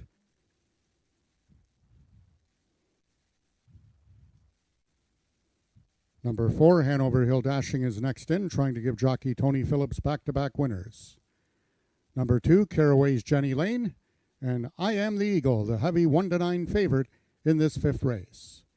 They're at the post.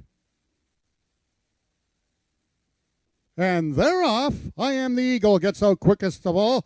To his inside is Hanover Hill Dashing, and we've an unseated rider, 32 Special, under a hand ride. I Am the Eagle is going to win this very easily, under wraps by 2 open lengths. Second was Hanover Hill Dashing, and third, Caraway's Jenny Lane. Once again, a loose horse, number 3, 32 Special.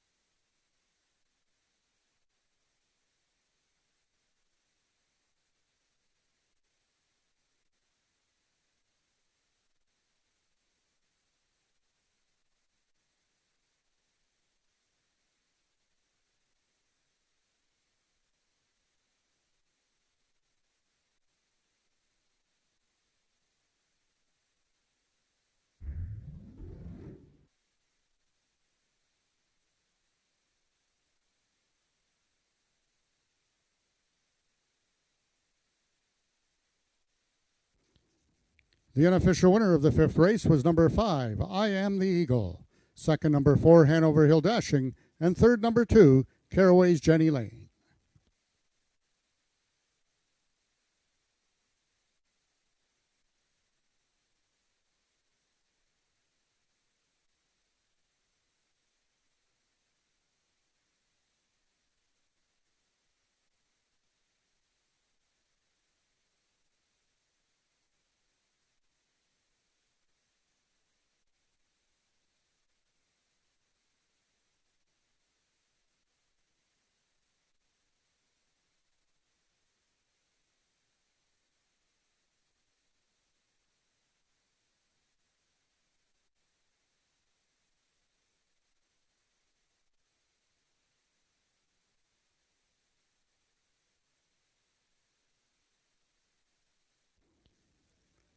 Attention, ladies and gentlemen, we have a stewards inquiry in this race regarding the number 3 horse, 32 Special.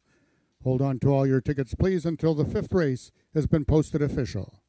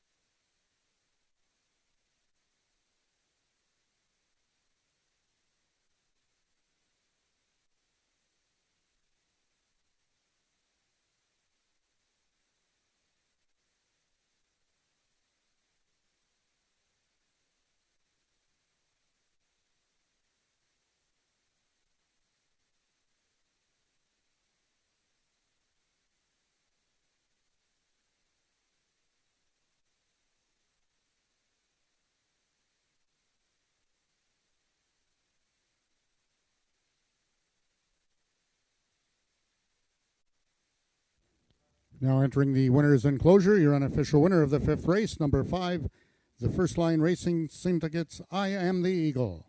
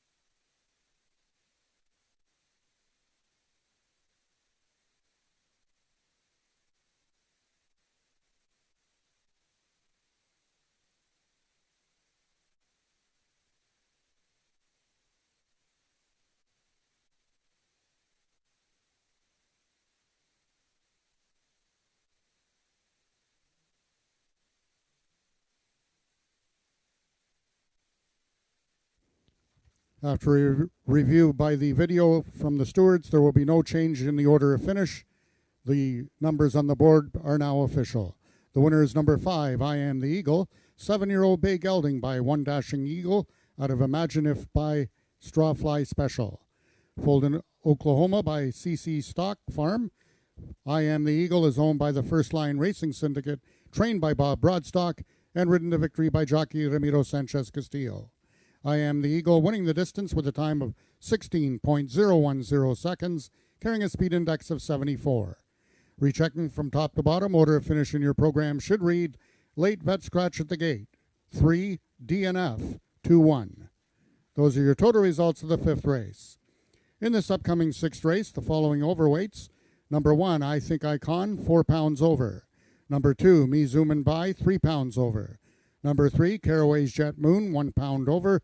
Number 4, Keeper of the Stars, 3 pounds over. Number 7, Hanover Hill Viola, 1 pound over. And number 9, Down in Carolina, 5 pounds over. Also note number 1, I Think Icon, will be running on first time Lasix. Race 6 is Race A of the late Pick 4.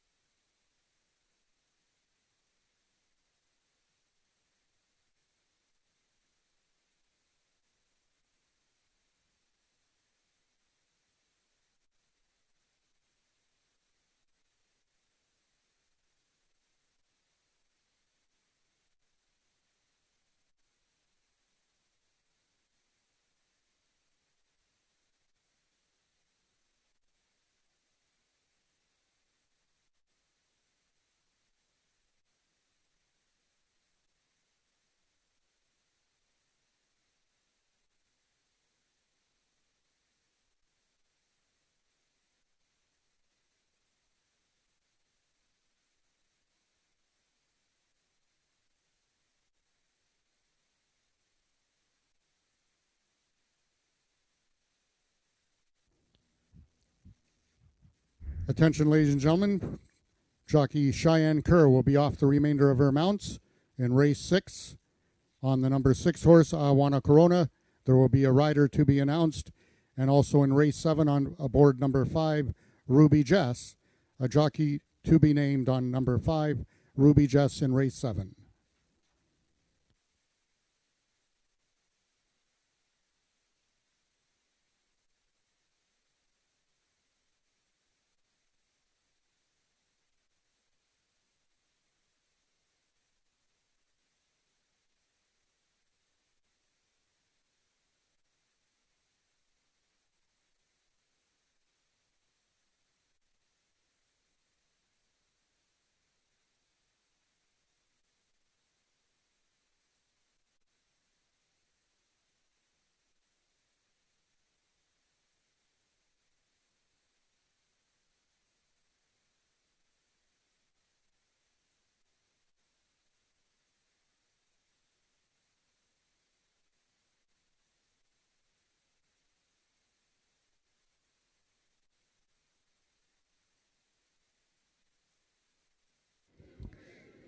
All right, everybody. So I'm back over at the 50-50 table. So the 50-50 draw will be going on at 4. So that prize will be drawn at 4 o'clock. So if you haven't bought a ticket already, please come over to the table, pick your ticket, and kind of hover around this table because we will be doing the draw at 4 p.m. Also, the silent auction bids will be closing at 4:15. That's 4:15. The silent auction will be closing for bids. So if you haven't made your bid on any of our awesome prizes yet, please make sure to make your way over underneath the patio to the silent auction table, as well as stick around for the 50-50 draw that is going to be going on at 4 o'clock.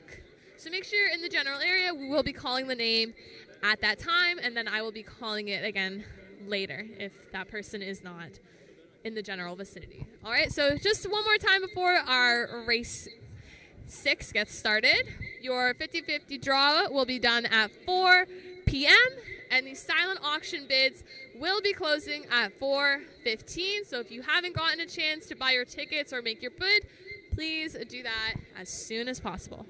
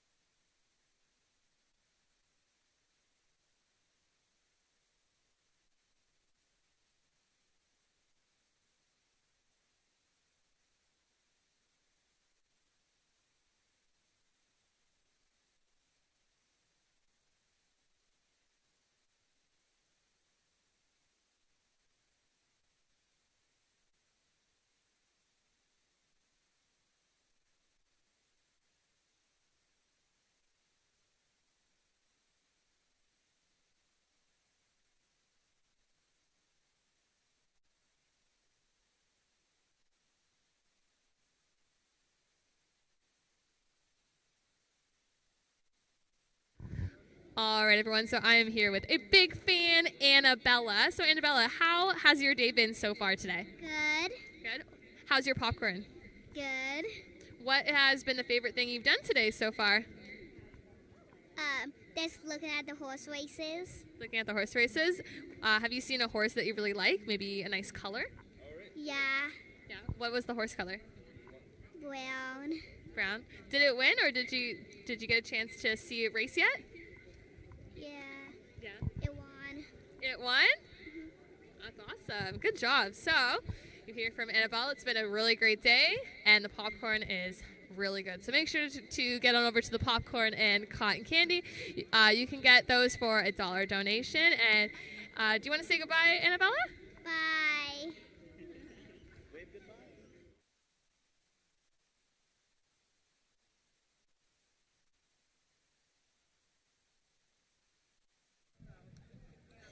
We have 9 minutes to post for race 6, and this is the start of our late pick 4, races 6, 7, 8, and 9. So pick out your favorite horses in each of the next 4 races. This one's a toughie. There's 10 horses in this race. This is a speed index event for horses that have an average of 80 and under from their last 3 starts, and we're going to go 330 yards. I'm going to start with my selection. I'm trying number 10, Oh My God. And Oh My God is one of the better 3-year-old fillies around these parts this year. Ran very well against I Live for Candy in the Princess Derby for trainer Scott Reed. And she's, she didn't run too well last time, but I thought she bobbled a little bit at the start. And, it was a pretty awkward position for her on the rail coming down the stretch, but 2 races in June were fabulous. She ran a 90 speed index, went second in a trial, and then the 80 when third in the Princess Derby. So I think maybe from the 10 post you might have a little bit of a cleaner trip. Let's take a look at the number. Let's see who the favorite here is. Number 4, Keeper of the Stars. Let's take a look at him. Right now, the marginal favorite at 5-2.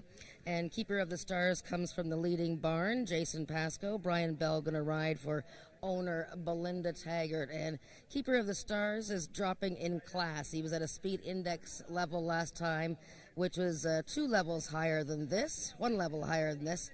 And he finished second by just a head, and he's already a winner this year. He's tried some tough company. He's tried the Ontario Bred Derby, but he fits really nicely at this level, so I'd give a long look to number 4, Keeper of the Stars. Let's take a look. My papers are all over here. A lot of horses in this race. Let's take a look at number 6, I Want a Corona, and this is for the Slater family. We're going to have a rider change here. I haven't really found out who the rider change is just yet, but what's that? Okay. Oh, Cassandra Jeski's going to ride the 6-horse I Want a Corona, and he's been a real marvel this year, this horse. 2 wins already in 8 starts, and he was at this level last time, but he got bumped around early in the race. So I think he's a horse to consider in here. And the number 8 horse, Chiseled Man at 5-1. He really had a rocky start last time and almost overcame it to win the race, finished second by a neck. He's meeting tougher company today, but I like the way that he's been rounding into top form. And one of the horses that makes a really nice appearance in the walking ring here today is the number 9 Down in Carolina, who had an awkward start from the gate last time and sort of tossed his head. He's a guy that really loves to win races, and Ismail Mascara will ride number 9 Down in Carolina. So lots of horses to choose from in here. The riders are just coming out. They're checking in on Cheyenne Kerr, who is up, and she's all right, but she's not going to ride the rest of the day. So good luck with your wagers in race 6. Don't forget to play a pick 4, and we'll see you with the winner of this race in about 8 minutes.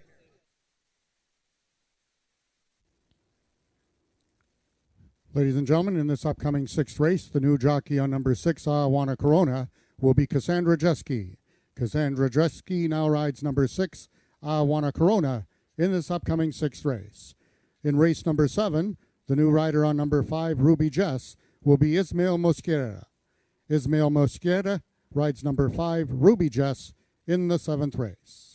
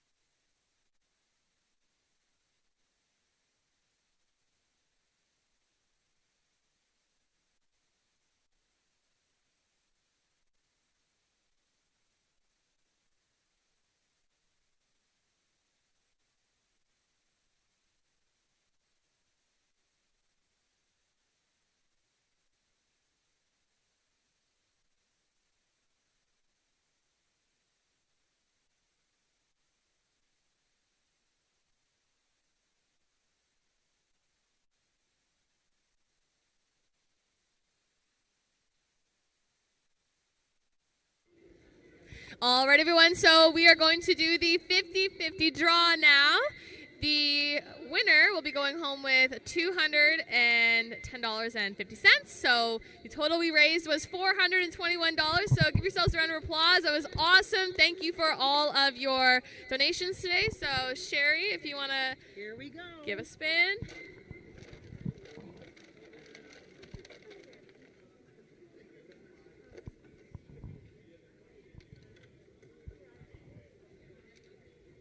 Okay. And the winner of the 50-50 is Anton Apadu. That is Anton Apadu. Congratulations. You have just won well over $200. And thank you on behalf of the United Way. Anton. All right, Anton, if you just want to make your way over to the 50-50 table, thank you so much. And just a quick reminder as well, the silent auction will be closing at 4:15, so please make your bets in. And also don't forget to make your way over to the Oshawa Generals tent to check out their season tickets giveaway.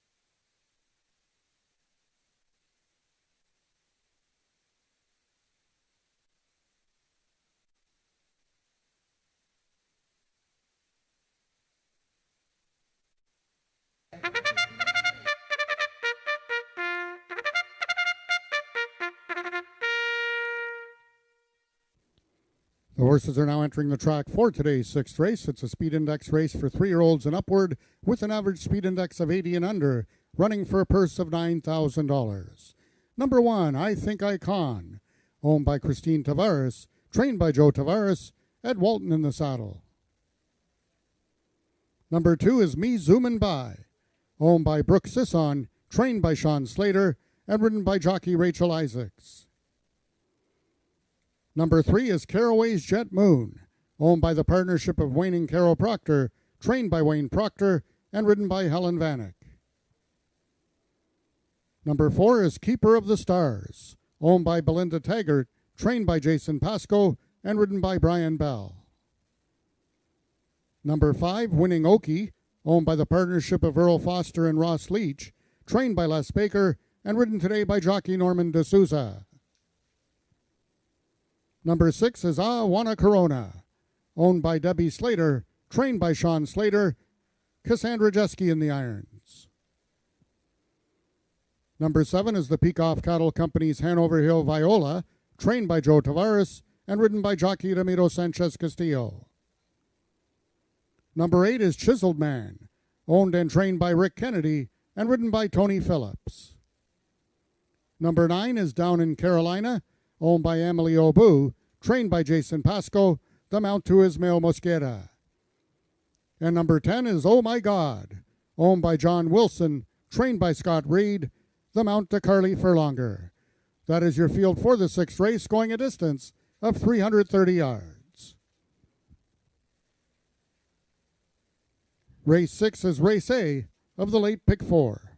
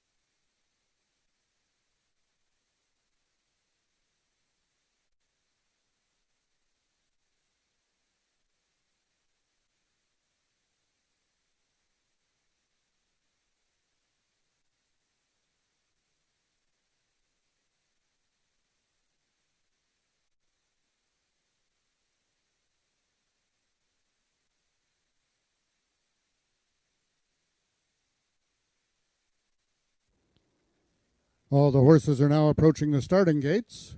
They'll be loading shortly.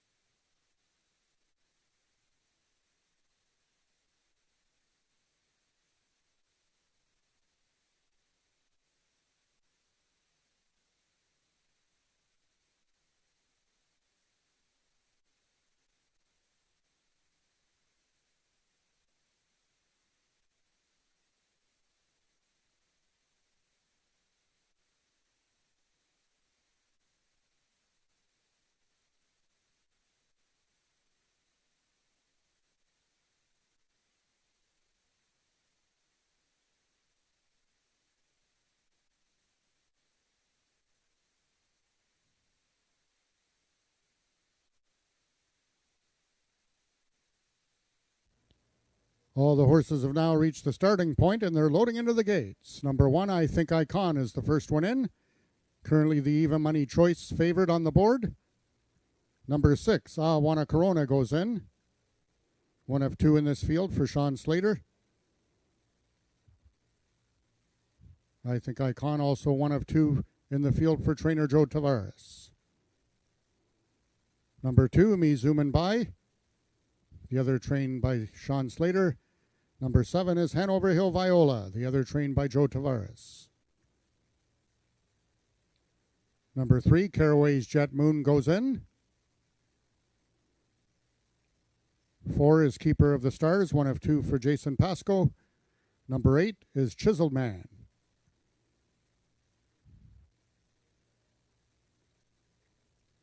Going both in at number 9 is Down in Carolina.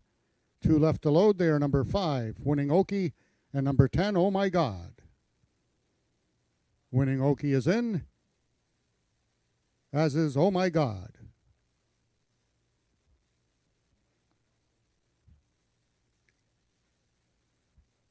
They're at the post.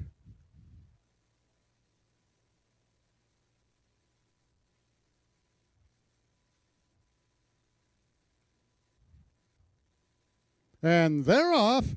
Oh, quickly in the center was Winning Okie. Towards the inside, that's I Think Icon. Keeper of the Stars is between them. From the far outside, Down in Carolina is accelerating. I Think Icon. Keeper of the Stars, Down in Carolina. Oh my God, late close. I Think Icon wins it. Finishing second was Keeper of the Stars. We've got a show photo between Down in Carolina and Oh My God.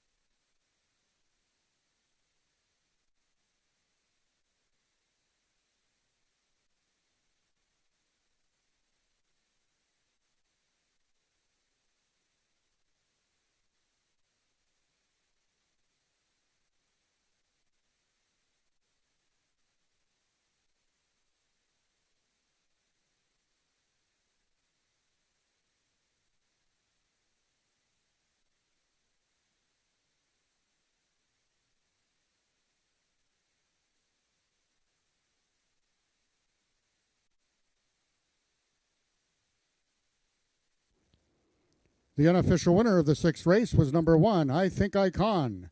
Second was number 4, Keeper of the Stars. In the show photograph, it was number 10, Oh My God, finishing third, with number 9, Down in Carolina, finishing fourth.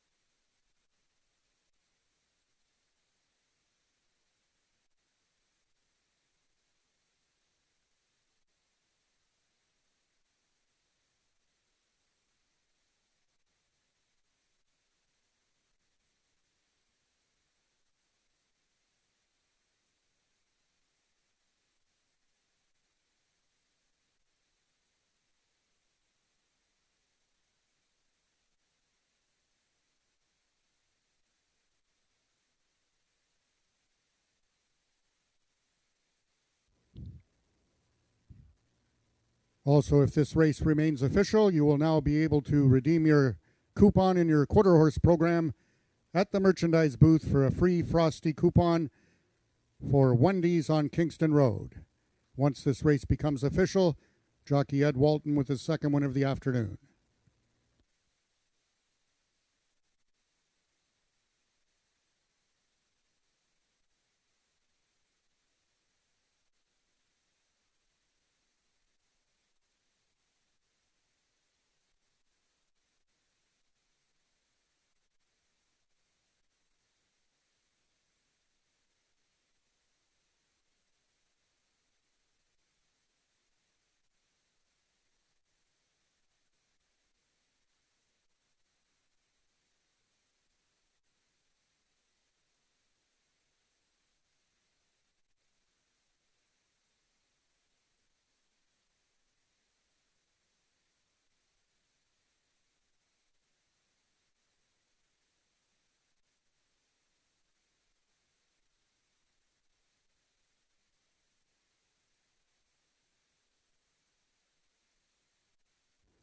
The results of the sixth race are now official. The winner is number 1, I Think Icon, 7-year-old gray mare by Sugarman Perry out of Speedy Icon by Mr. Eye Opener.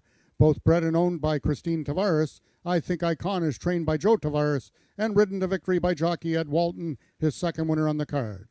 I Think Icon winning the distance with a time of 17.217 seconds, carrying a speed index of 86.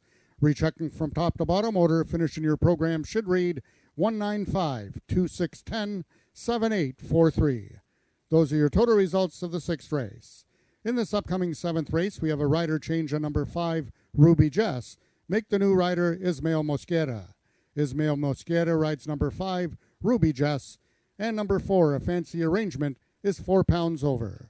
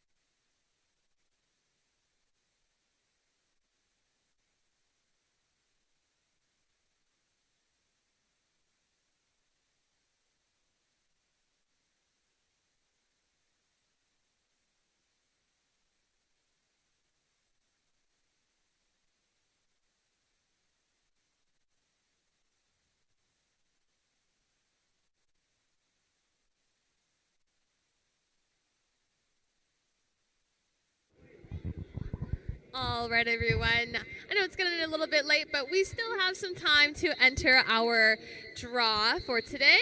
So, just a reminder again, I will be doing the draw for this wonderful barbecue, as well as our 7-piece steel patio dining set with cushions after this race. So make sure to take any of your losing tickets from AjaxDowns today. Please write your name and phone number on the back of it and place it in the drum just behind me here. You must be here to claim the prize. Again, I will be doing this draw after this race, so after race 7. You can come on over to the drum area. I will be here to announce the winner to again win a 7-piece dining set with matching cushions, as well as our wonderful barbecue here. So make sure to get any of your losing tickets from today in this drum. I will do a last-minute call as well after the race before I draw the name for any last-minute entries. So make sure to get these in.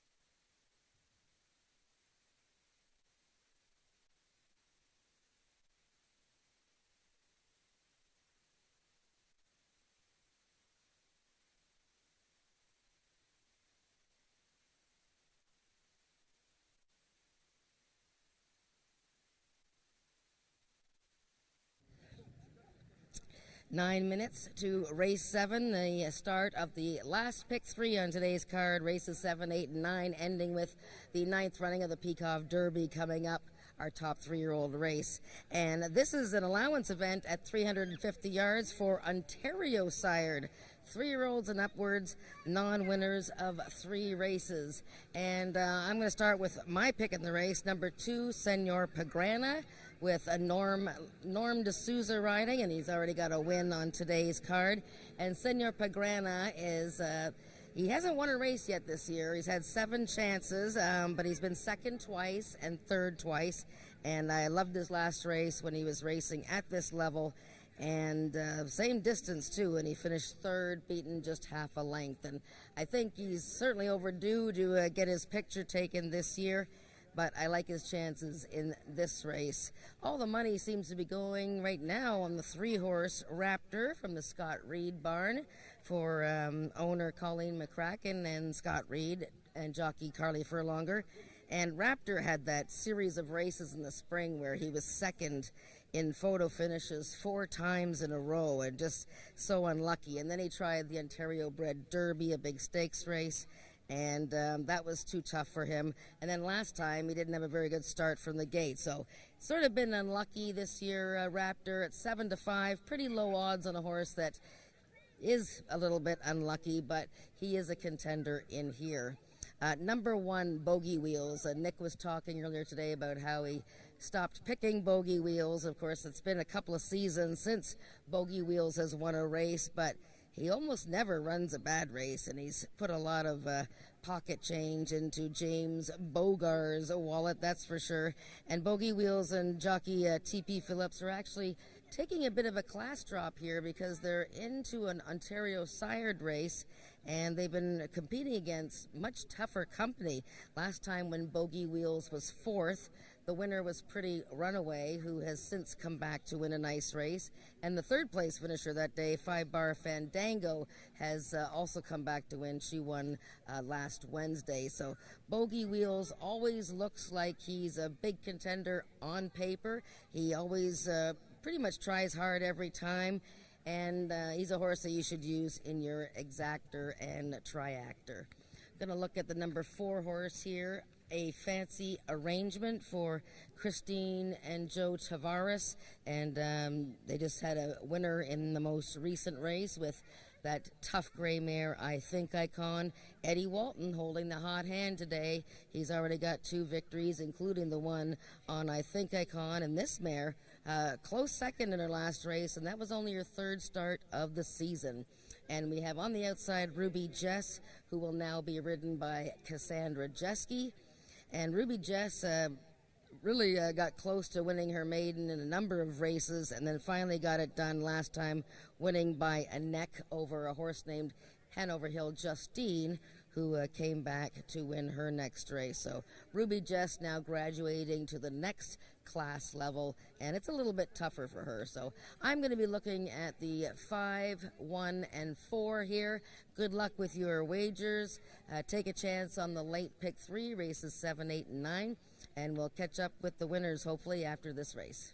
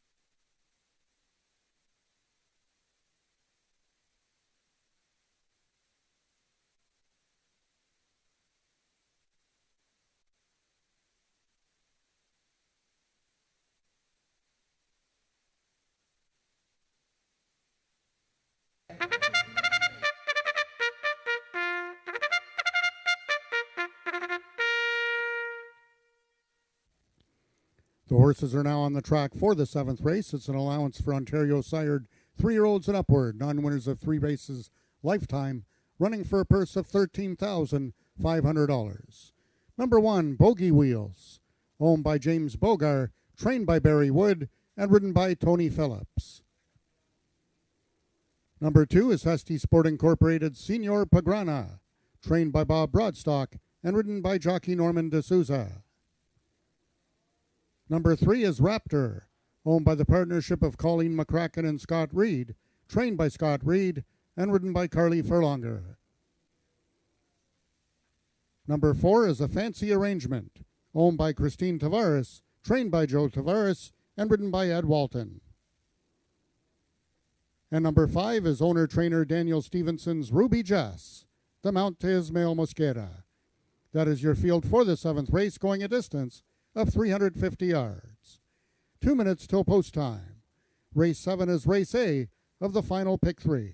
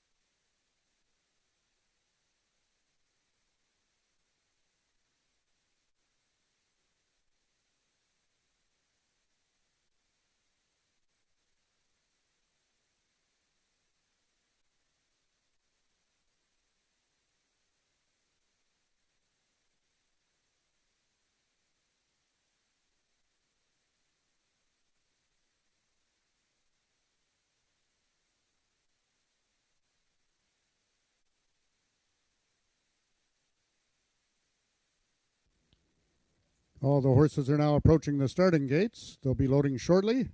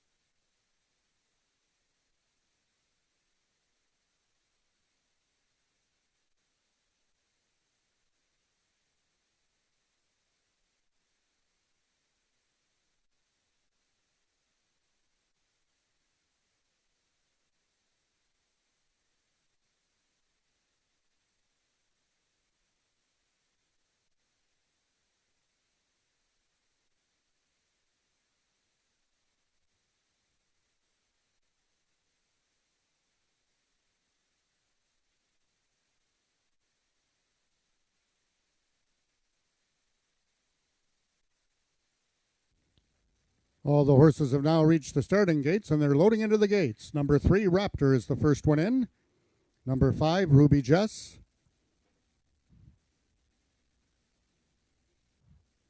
Number 4 is A Fancy Arrangement. number 1, Bogey Wheels, and the last one in will be number 2, Senor Pagrana.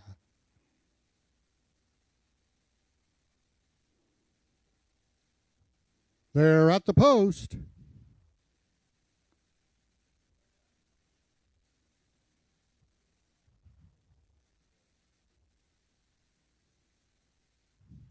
And they're off. Out closest to the inside is Senor Pagrana with Bogey Wheels. Those two. From the outside, Ruby Jess, a fancy arrangement. Raptor trails. Towards the inside, Bogey Wheels trying to get the job done. Senor Pagrana lunging at him in deep stretch. Those two coming down to the payoff. Bogey Wheels wins it. Second is Senor Pagrana, and Ruby Jess completes the triactor. Race 7 numbers unofficial, 125.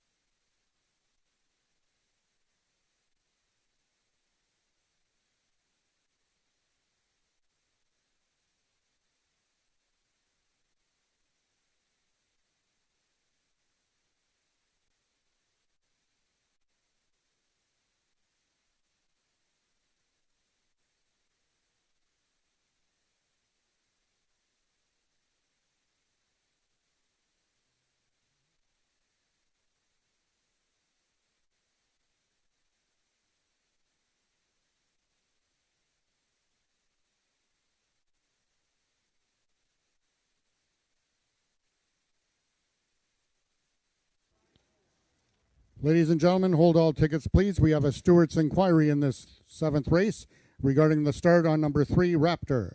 Hold all tickets, please. The race is under review by the stewards.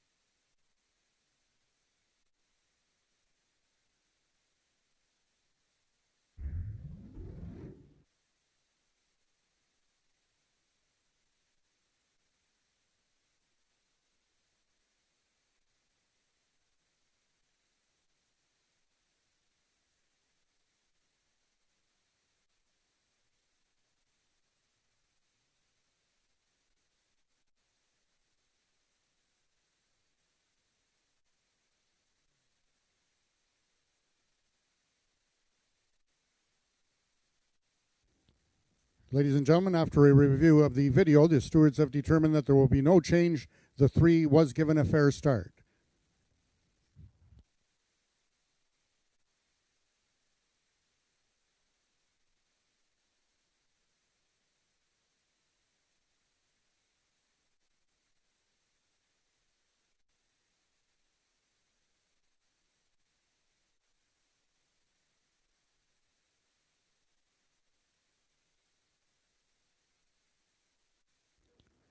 The results of the 7th race are now official. The winner is number 1, Bogey Wheels, 4-year-old Black Gelding by All Night Shift out of Cashin de Vegas by Gold Medal Jazz. Bred in Ontario by Four Leaf Racing, Bogey Wheels is owned by James Bogar, trained by Barry Wood, and ridden to victory by jockey Tony Phillips, his second win of the afternoon. Bogey Wheels winning the distance with a time of 18.347 seconds, carrying a speed index of 80. Rechecking from top to bottom, order of finish in your program should read 12543. Those are the total results of the 7th race. In this upcoming 8th race, the following overweights: number 1, Streakin' Little Wagon, 2 pounds over. Number 2, Bodie, 1 pound over. Number 3, Carneros, 3 pounds over. And number 4, Night Fishin', 1 pound over. Race 8 is the first half of today's late daily double.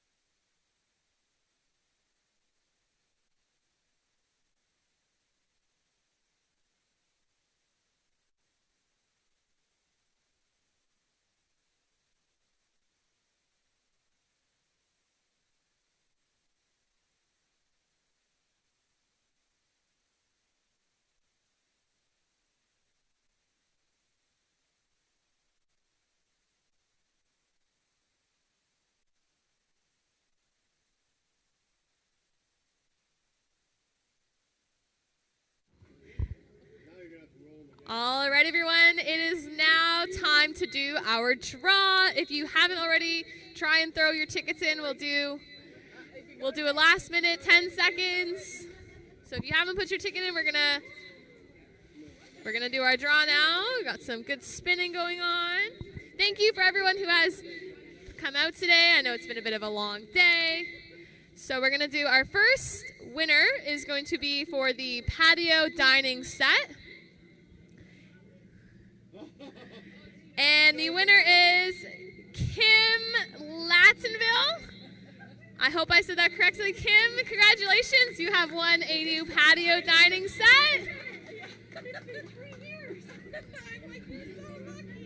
All right, so our second winner now is going to be for the barbecue. We're going to give another good spin here, and Kara's going to pick our winner. Again, thank you so much to everyone who has stayed out and waited for the draw and done your donations today. We really appreciate it. So the winner of the barbecue is Barbara Clayton. Barbara Clayton. I see we have some cheers. Congratulations, Barbara. You have won the barbecue today. There's our winner. Congratulations, Barbara. Wonderful. You can come over here. Thank you to everyone who put your tickets in the bin and who's come out and donated today. Thank you so much again. We really appreciate the contributions, not only to us, but also to United Way. You have really donated to a good cause. Thank you to everyone who's also stayed out with those delays today. We still have 2 more races left, so if you're looking to have a little bit more fun, you can still bet on race 8. And we have race 9, which is our Peacock Derby. One of our biggest race today with a really good purse. So if you want to stick around for that, please do. And don't forget also to pick up your free Frosty coupons. All you have to do is bring a program over to the merch booth and you can win a free Frosty because Ed Walton, our jockey, won 2 races today. Thank you again, everyone. Get your bets in.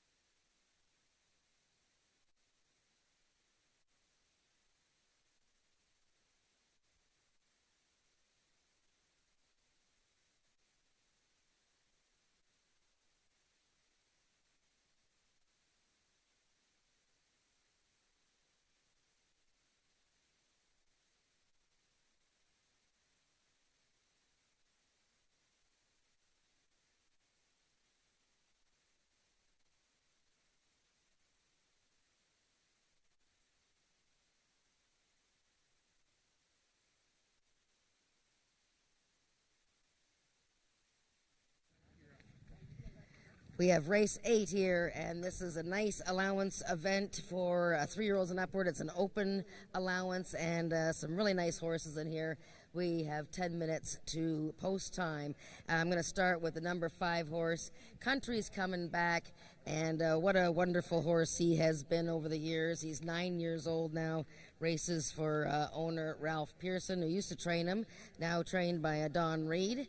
14 career wins for Country's coming back, and there isn't a more honest horse, I don't think, on the grounds than Country's coming back. And this year, 3 top 3 placings in his 4 starts, including his latest when he ran 101 speed index, second beaten in neck to Had to Be Ivory, the champion who has not been beaten this year. Before that, Country's coming back, ran a 106 speed index, if you can imagine, and was second beaten half a length to Had to Be Ivory. In fact, all 4 of his races this year, he has been second, third, or fourth to Had to Be Ivory. So no Had to Be Ivory in here. So Country's coming back, is pretty darn happy about that. There you can see him with Don Reed, and Cassandra Jeske is his regular rider. So Country's coming back, likes the distance. In fact, he likes pretty much any distance, 400 yards. He's been closing, 250 closing, showing speed at various distances. So hopefully this is the day for Country's coming back. big group here to see him. Even babies flying from Australia to see Country's Coming Back race today. So the other 4 horses in the race all competed against each other in their last start.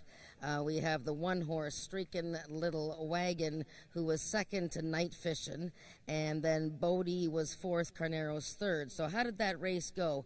Well, Night Fishin' broke sharply, as she tends to do. She's the 4 horse, and she just held off everybody and ran a 101 speed index, defeating Streakin' Little Wagon, Carneros, and Bodie. But Streakin' Little Wagon, stakes winner from last season, 0 for 6 this year, but looks like she's getting very close to a victory. She was really coming fast at Night Fishing in that 250-yard race. So those two are hard to separate. And then you have Carneros, the 3 horse from the Jason Pasco barn, and Carneros won the sprint series already this year, so he's 2 for 4. Finished 3rd, like I said, to Night Fishing and Streakin' Little Wagon. So this race can go pretty much any way. They all break pretty sharply, and I see a pretty even finish here. But I'm thinking that the 5 Countries Coming Back is going to break through and get his first victory since last September. So I'm looking at 5, 1, and 3 here.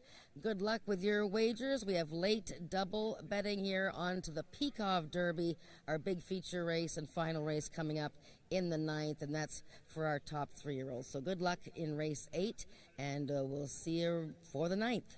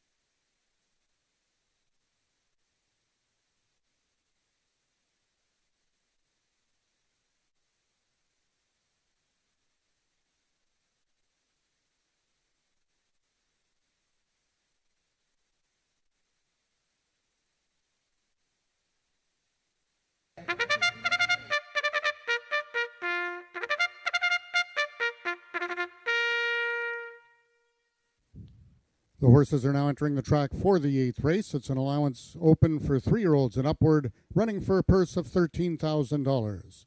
Number 1 is the GFR Equine Services Stricken Little Wagon, trained by Jason Pasco and ridden today by jockey J.B. Botello. Number 2 is Bodie, owned by the partnership of Michelle and Daniel Lucas, trained by Lauren Spada and ridden by Helen Vanek.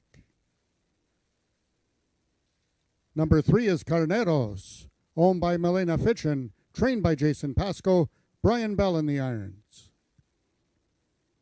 Number 4 is Night Fishin', owned by Mary Scrama, trained by Dan Giles, and ridden by jockey Ramiro Sanchez Castillo.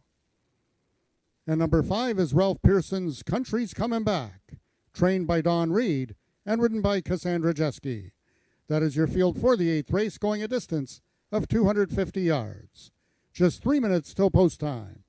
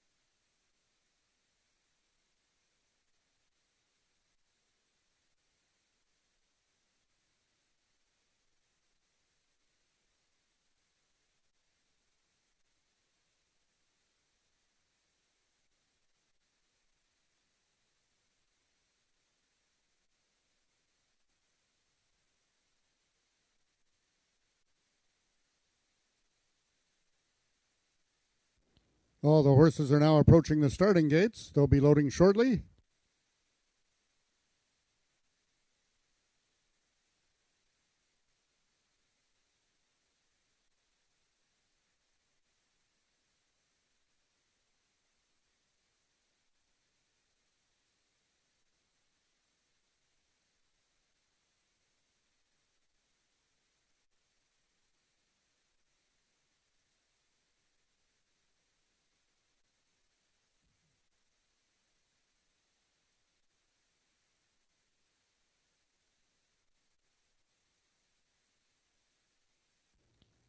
All the horses have now reached the starting gates. It's post time.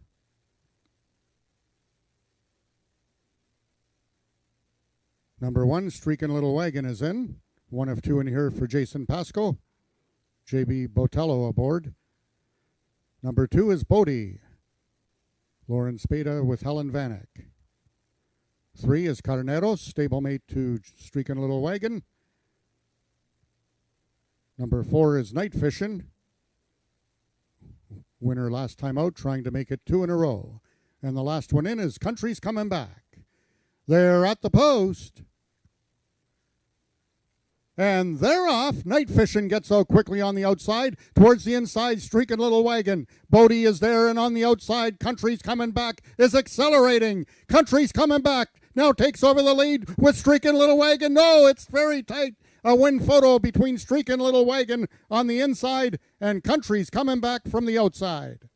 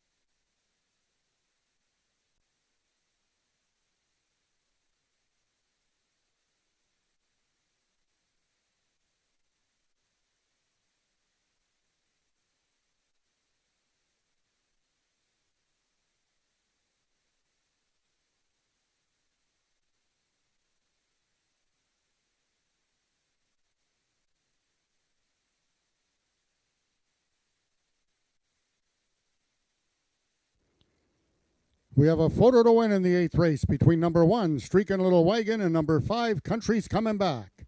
Third was number 2, Bodie, and fourth, number 4, Night Fishin'.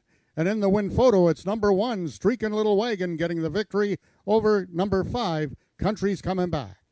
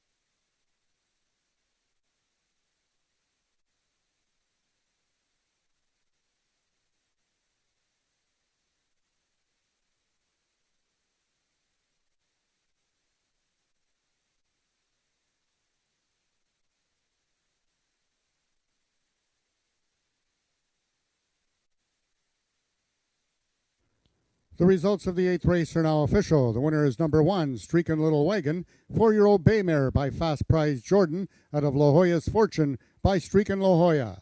Bred and owned by GFR Equine Services, trained by Jason Pasco, and ridden to victory by jockey J.B. Botello.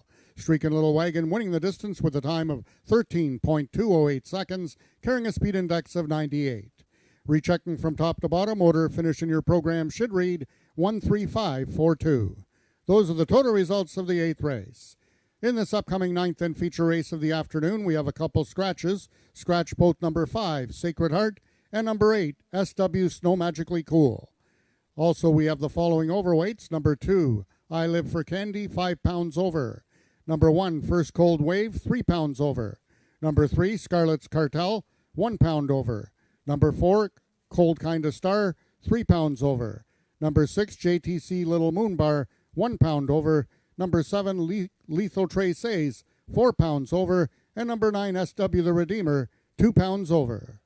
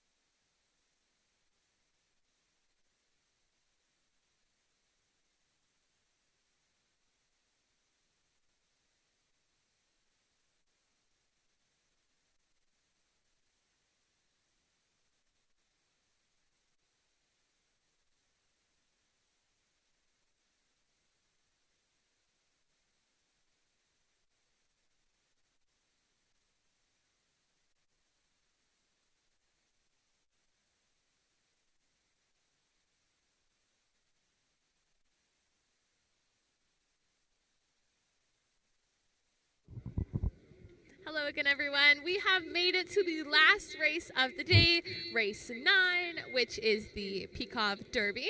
So a little bit of a large purse to win. We have 7 horses in the card now after 2 scratches. So make sure to get your bets in. We only have 13 minutes left. And thank you again for everyone who has stayed out today. I know it's long day, but we've raised a lot of money for a really great cause. And if you enjoyed this event here at Ajax Downs, make sure to put on your calendars on October 10th that it will be Pumpkin Day. So on Thanksgiving, if you need something to do before your dinner at night, come on out to Ajax Downs. We'll be giving away pumpkins. You can decorate the pumpkins, and there'll also be some crafts and some really great giveaways. So make sure to mark your calendars. October 10th will be Pumpkin Day here at Ajax Downs. You'll want to be here bright and early to get one of those pumpkins, and you get to decorate it after. So it's a really fun day. Make sure to come on out.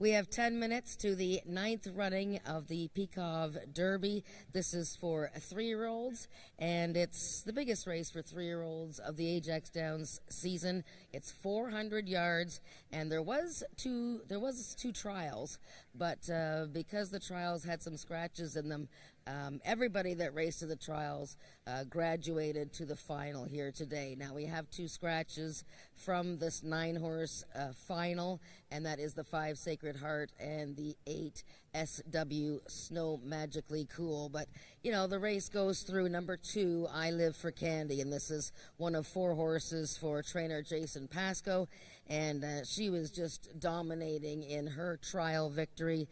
Field of 4 that day, so she only had 3 rivals to beat, and one of them, Lethal Tracy, who's in this race, stumbled very badly, but she was very powerful, winning with a 99 speed index. Before that, I Live for Candy beat Fillies in June in the Princess Derby, and that race turned out to be an ultra key race, and by that I mean several horses came out of losing to I Live for Candy to win their next start. So 3-race win streak for I Live for Candy. She is a Wyoming bred for Milena Fitchin, and she is going to be very tough if she runs anywhere close to what she has been doing, certainly against the fillies.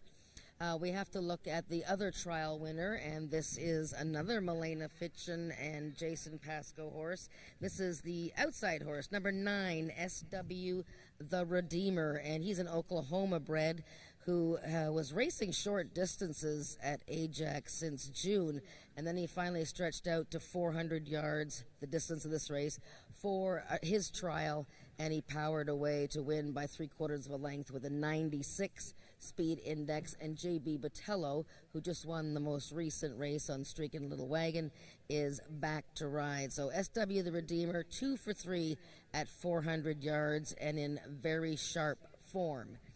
So there you have the two Milena Fitchin horses who look pretty strong, but now you have another Jason Pascoe runner in here who must be considered, and that is Robert Bailey's Homebred, one of two Ontario breds in the field. Or is it one Ontario bred?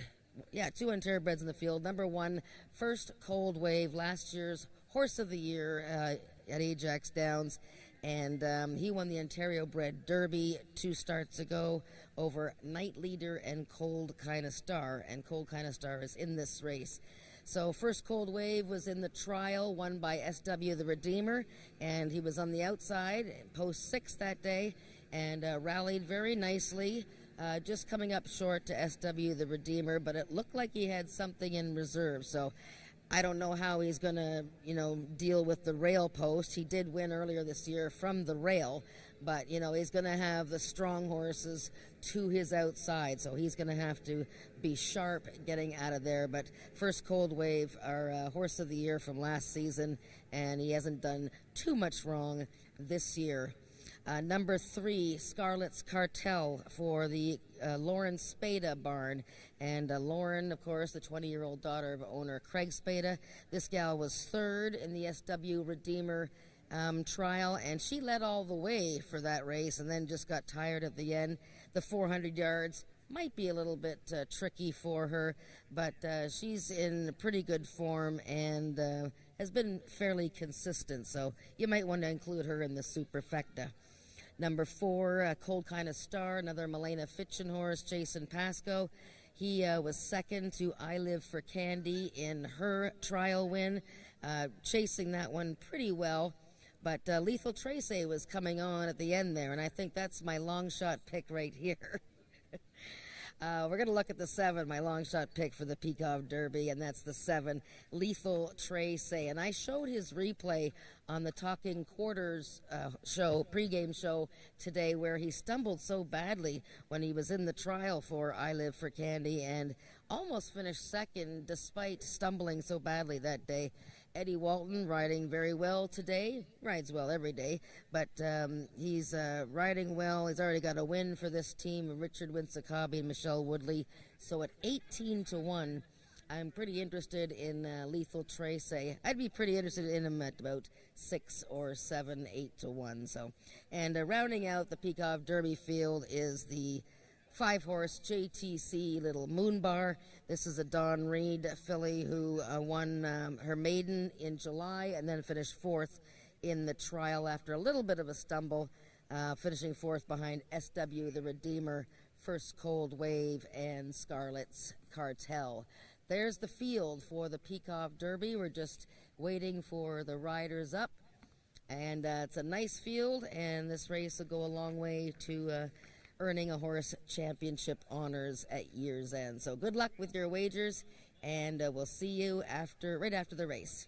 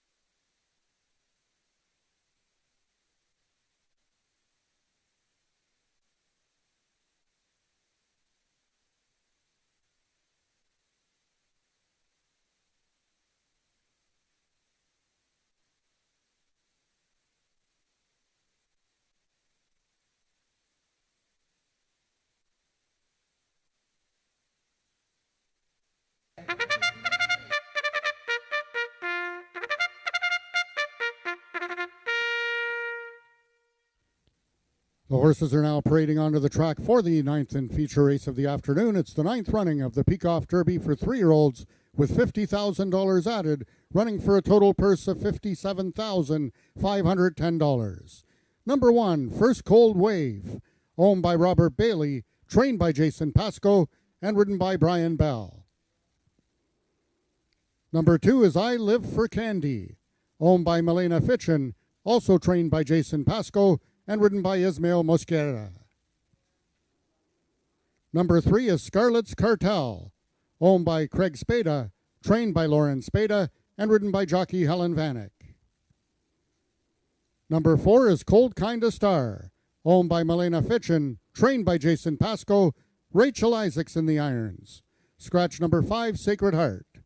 Number 6 is JTC Little Moonbar, owned and trained by Don Reed, and ridden by Ramiro Sanchez Castillo. Number 7 is Lethal Trace A's, owned by Richard Winsakabi, trained by Michelle Woodley, Ed Walton in the saddle. Scratch number 8, SW Snow Magically Cool. And completing the field is number 9, SW The Redeemer, owned by Milena Fitchin, trained by Jason Pascoe, and ridden today by jockey JB Botello. That is your field for the ninth race, going a distance of 400 yards. Just 2 minutes till post time.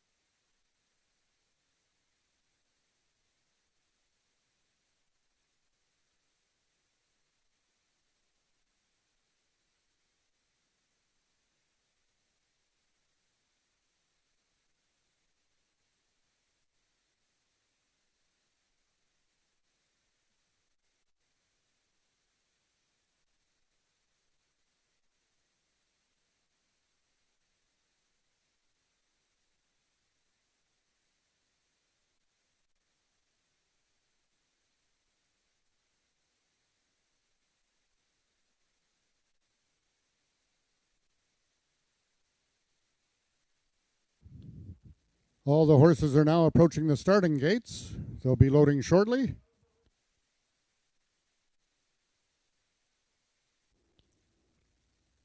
One final reminder that live racing will resume here at AjaxDowns on Wednesday, September 14th. This afternoon was the final Sunday of our race season, and we have one holiday Monday left, which is on Thanksgiving on October 10th, and all other race dates are on Wednesdays. Wednesday, September 14th is when we will return after this afternoon. September 14th, first race post time, 1:30.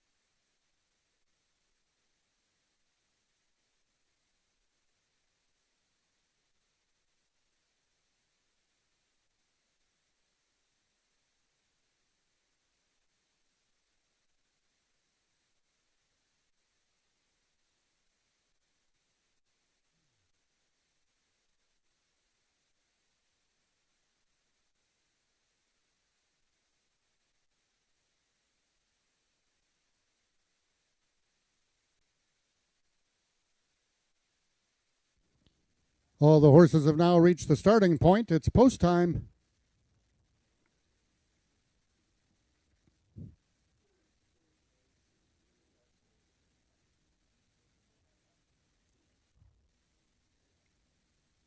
First horse going in, number 1, First Cold Wave. 1 of 4 in the field for Jason Pasco. Number 6, JTC Little Moonbar is in. Number 2 is I Live for Candy, trying to remain undefeated in 2022 here at AjaxDowns, trying to go 4 for 4. Lethal Traces is in, as is SW the Redeemer. Scarlet's Cartel is in, and the last one to load will be number 4, Cold Kinda Star, in the Peacock Derby. They're at the post. And they're off. Out quickly in the center of the track is JTC Little Moonbar. Along the fences, First Cold Wave and I Live for Candy. Scarlet's Cartel is in the middle. It's I Live for Candy taking over with First Cold Wave. Those two coming down in the Peacock Derby, but I Live for Candy is going to remain unbeaten here at Ajax, winning the Peacock Derby.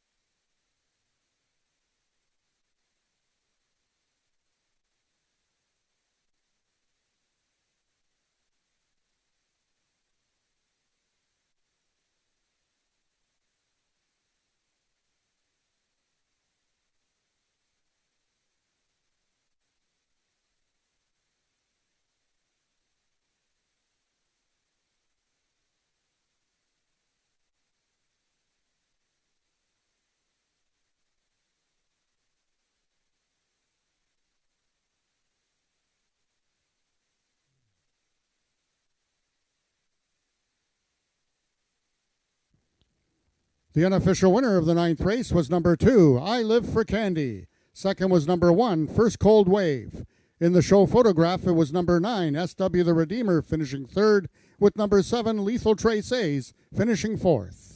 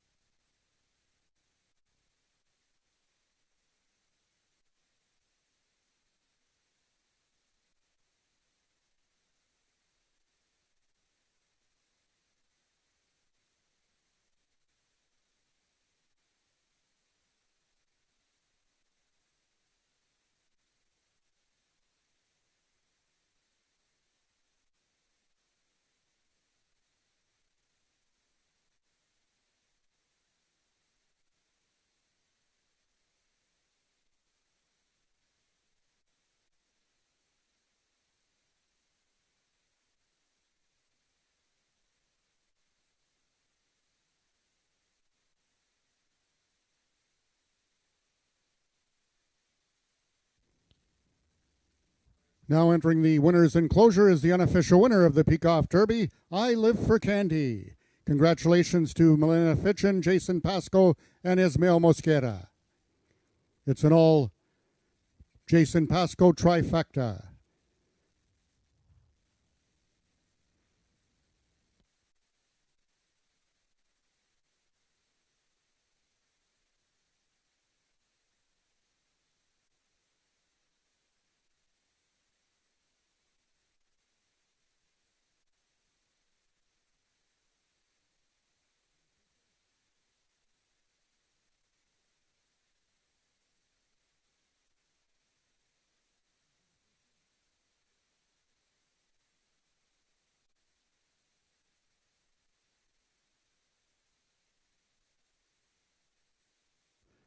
The results of the ninth race are now official. The winner is number 2, I Live for Candy, 3-year-old brown filly by a Revenant out of Isa Candy Maker by Isa Special.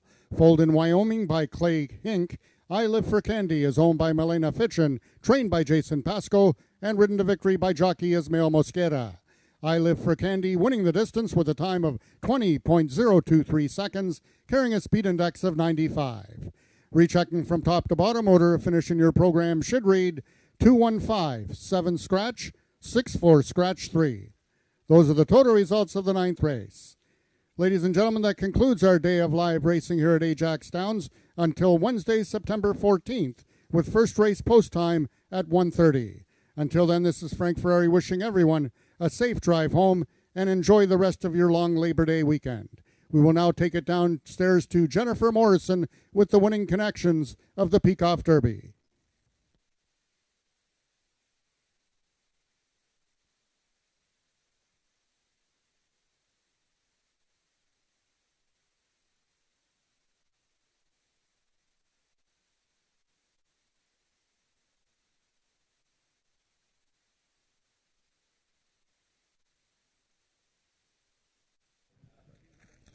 Favorite I Live for Candy has done it. She's won the Peacock Derby, the ninth running, $57,000 purse, 400 yards. And this 3-year-old Wyoming-bred filly owned by Melina Fitchin, trained by Jason Pasco, and ridden by Ismael Mosquera. That is her 4th win in a row, and she is undefeated this year at AjaxDowns. She obviously loves racing here. She started the season at Remington Park, and she won the Princess Derby, and now she's beaten the boys in the Peacock Derby. So big year for this filly. Ismael, you've been with her. You were with her last fall when she was second in the Peacock Futurity. She just looks like she's matured so much. Have you noticed a difference in her as you've gone from race to race this year? Yeah, for sure. The only time that she quite scared me was the first trial.